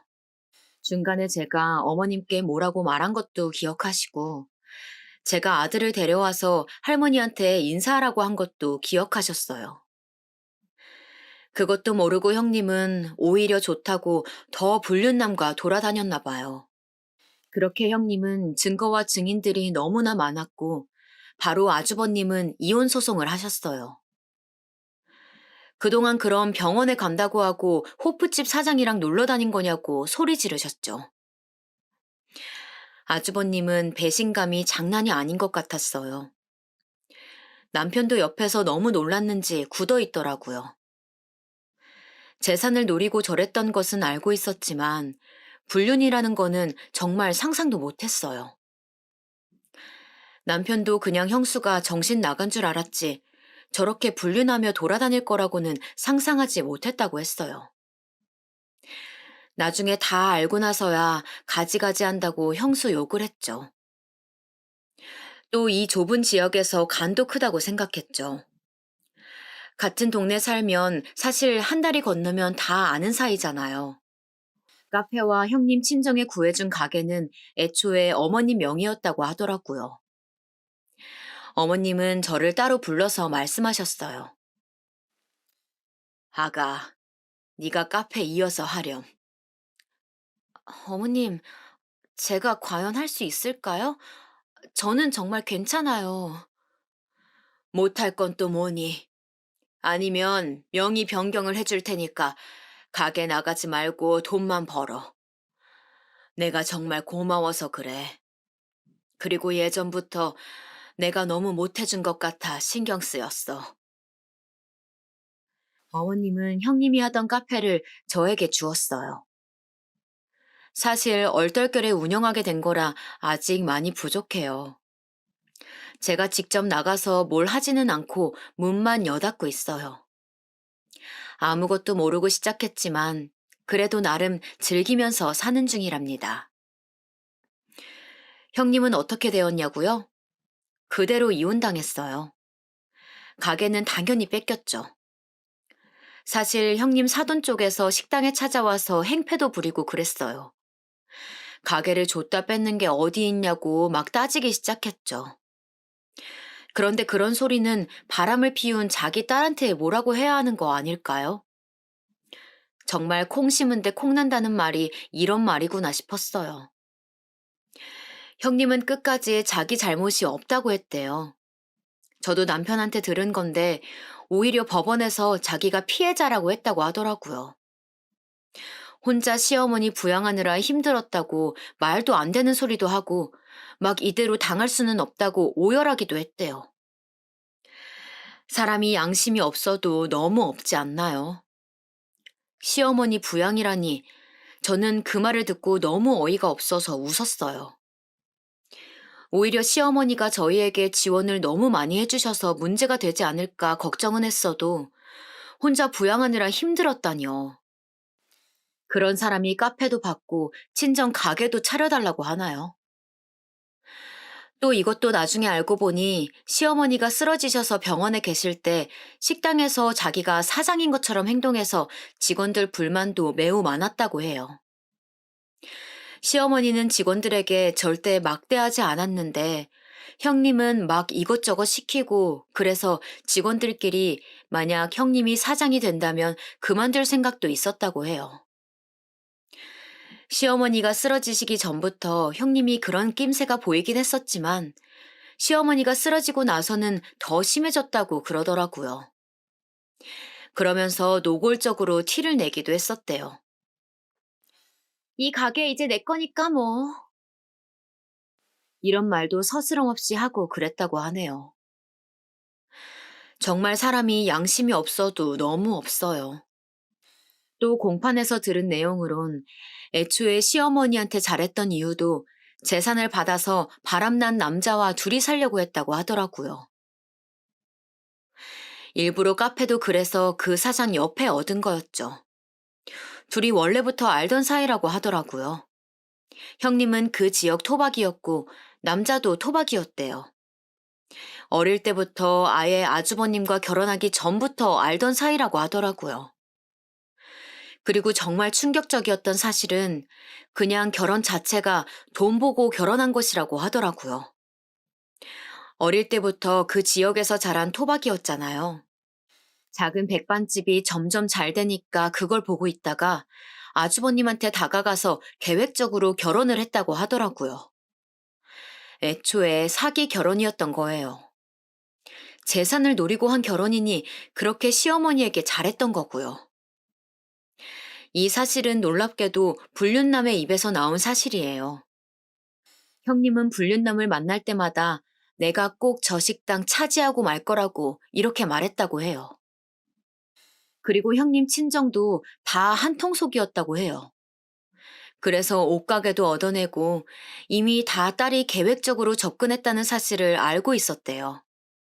어쩐지 모든 사실이 다 밝혀졌는데도 당황한 티가 하나도 없더라고요.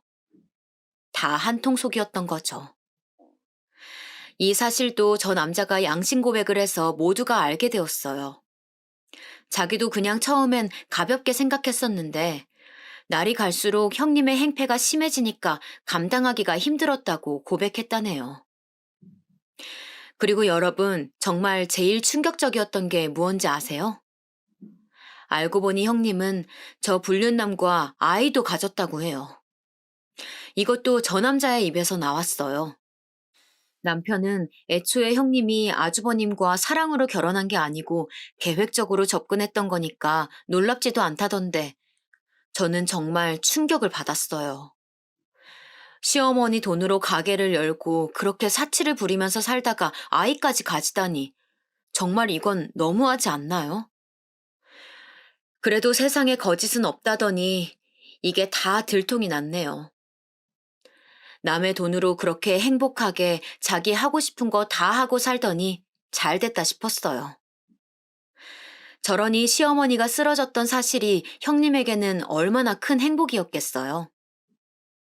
형님의 계획은 시어머니가 저렇게 쓰러지면 식당도 카페도 자기 것이 확실히 되는 거고, 그럼 그 큰 돈을 가진 채로 아이를 낳고 불륜남과 살 예정이었나 봐요. 재산을 받고 이혼하고 싶었기 때문에 그때를 기다린 것 같았어요. 하지만 다행히 시어머니가 그 사실을 알게 되었고, 그렇게 형님은 재산도 받지 못하고 이혼당해서 지역 자체를 떠나게 되었어요. 더 이상 살 수가 없었죠. 어디를 가도 다 아는 사람들이었으니까요. 이 사건 이후로 저도 한동안은 돌아다니면서 질문을 받느라 너무 힘들었어요. 그래도 저는 당당하니까 잘 돌아다녔죠. 하지만 어딜 가도 우리 집 얘기가 나오니 힘들긴 했어요. 제가 힘들어하니까 오히려 시어머니는 저를 위로하셨어요. 아가, 다 무시하렴. 정말 저희 시어머니 대인배 아닌가요? 그리고 형님은 저 불륜남과도 관계가 아예 끝났다고 해요. 그렇게 요란하게 불륜하더니 나중엔 서로를 탓하며 공방에서 싸웠다고 하더라고요. 지금은 형님이 어디서 뭘 하고 사는지 모르겠어요.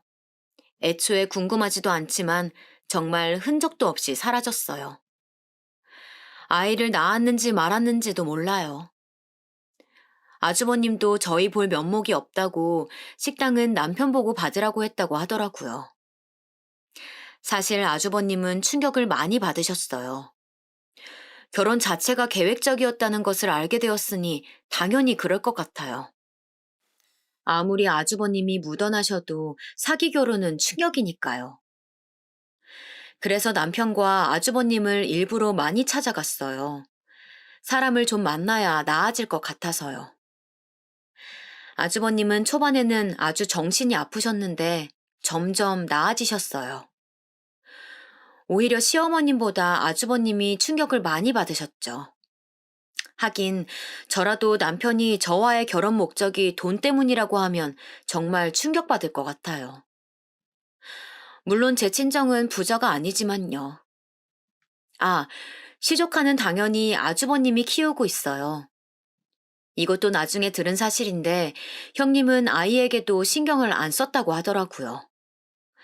저는 정말 몰랐는데 시조카의 입에서 나온 사실은 정말 충격적이었어요. 알고 보니 형님 정말 나쁜 사람이더라고요. 형님은 시어머니에게 아이를 보여줄 때만 예뻐했대요.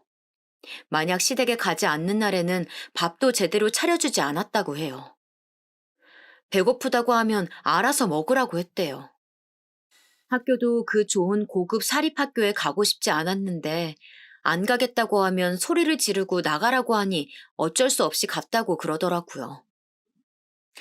그리고 시어머니가 쓰러져서 병원에 계실 때도 형님은 살판나서 불륜남과 노느라 아이는 챙기지 않았다고 하네요. 아주버님이 매우 바빠서 집에 잘 못 들어가셨는데 시조카는 그럴 때마다 혼자 집에 있었다고 해요. 기본적으로 밥도 잘 챙겨주지 않았대요. 이 소리를 듣는데 시조카도 너무 안쓰러웠어요. 시조카는 오히려 엄마가 이제 같이 살지 않고 아빠와 할머니랑 살게 됐다고 듣자 눈에 띌 정도로 좋아했어요. 시어머니는 시조카의 얘기를 듣자마자 바로 당신 집으로 데려가셨죠. 어머님이 손주들에게 정말 잘해주셨거든요. 시조카한테도 잘해주셨지만 저희 아이에게도 최고였어요.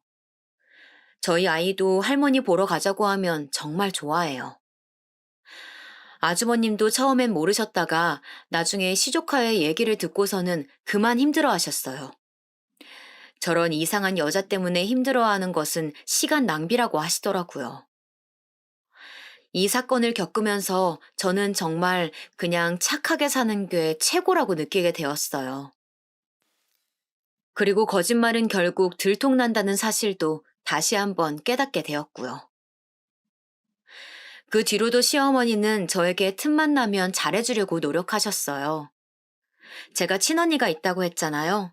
언니와 함께 운영하라고 요즘 유행하는 대형 카페도 따로 차려주셨어요. 그렇게 저는 얼떨결에 카페 2개를 운영하게 되었네요. 제가 분명 자신 없다고 거절했었는데 그냥 뭐 하지 말고 그럼 통장으로 들어오는 돈이나 세라고 그러시더라고요. 친언니가 제가 너무 묻어내서 속 터지는 경우가 많았는데 오히려 살다 보니까 이런 행운도 찾아온다고 정말 신기해했어요. 저는 정말 가만히 있다가 요즘 예상치 못한 돈벌이에 신이 나요. 남편이 나쁘게 살면 다 저렇게 된다고 하는데 그 말이 맞는 것 같아요. 그리고 시어머니의 식당은 저희 부부도 물려받지 않으려고요. 시어머니에게 날 잡고 진지하게 말했어요. 어머님, 작은 백반집부터 시작하셔서 정말 고생 많으셨어요. 오로지 어머님의 손에서 탄생한 가게니까 끝까지 어머님이 책임져 주세요. 나중에 할 만큼 하셨다는 생각이 들면 저희 좋은 추억으로 폐업하기로 해요. 저희가 이렇게 마음을 전하자 시어머니는 우셨어요. 그렇게 강해 보이던 시어머니가 우시니까 저도 눈물이 나오더라고요. 둘이 그래서 부둥켜 안고 울었어요. 그리고 저는 사실 한편으로는 시어머니가 안쓰럽더라고요. 아들들하고 며느리들과 손자들에게 그렇게 잘해주시는 분인데 그걸 나쁜 마음으로 형님이 이용한 거잖아요. 안 그래도 남편을 일찍 여의시고 정말 고생 많으셨을 텐데 말이에요. 작은 식당에서 저렇게 지역 명소가 되기까지 얼마나 마음고생을 하셨을까요? 그래도 힘든 티 절대 안 내시고 저희를 항상 더 챙겨주시려고 노력하셨거든요. 저희 시어머니가 싫은 소리 하는 것을 본 적이 없어요. 오히려 더 해주지 못해서 안달이신 분이세요. 저렇게 좋으신 분인데 정말 너무 마음이 쓰이더라고요. 저도 배신을 당해본 적은 없지만 상상만으로도 가슴이 찢어지더라고요. 그것도 저렇게 노골적으로 티가 나게 잘해주다가 배신을 당한 거니 시어머니 속도 말이 아닐 것 같았어요. 그래서 저도 제가 마음에서 우러나와서 시어머니에게 더 잘하려고 노력하고 있어요. 형님처럼 목적을 가지고 자라는 게 아니고 정말 우리 시어머니 너무 좋으신 분이니까 제가 하고 싶어서 그러는 거예요. 그리고 워낙 제 성격이 내성적이라 형님처럼은 못해요. 그냥 평소보다 연락 한 번 더 드리고 얼굴 한 번 더 찾아뵙고 그러는 거죠. 남편도 제가 시어머니에게 잘하니까 제 친정에 더 잘하더라고요. 그걸 보면 제가 더 잘하고 그런 선순환이 계속되었어요. 결혼 생활이란 게 서로 이렇게 최선을 다하면 좋은 결과를 가져오는 것 같아요. 그리고 과유불급이라고 하잖아요. 형님도 돈 때문에 그랬던 건데 저는 앞으로도 이렇게 욕심내지 않고 그냥 제 현재에 만족하면서 살아가려고 해요. 남편과 아들과 행복하게 살고 있고 시어머니와도 형님이 없어지니까 더욱 사이가 좋아졌어요. 중간에서 튀는 사람이 없으니 오히려 편해지더라고요. 시어머니도 오히려 형님이 나가니까 편해지셨대요. 제가 조심스럽지만 천천히 다가가는 게 너무 보기 좋다고 어찌나 칭찬하시던지요. 저는 오히려 그렇게 칭찬해 주시니 몸둘 바를 모르겠더라고요. 이렇게 우리 가족에게 중간에 살짝 시련이 있었지만 결과만 보면 저희 정말 행복해졌어요. 서로 진심을 알게 되니까 예전보다 훨씬 분위기도 유연해졌고요. 이제 살면서 큰 걱정 없이 살 수 있을 것 같아요. 지금까지 제 얘기 들어주셔서 감사합니다. 날씨가 이제 기온도 많이 내려갔어요. 건강관리 유의하시고 행복한 연말 준비하세요. 감사합니다.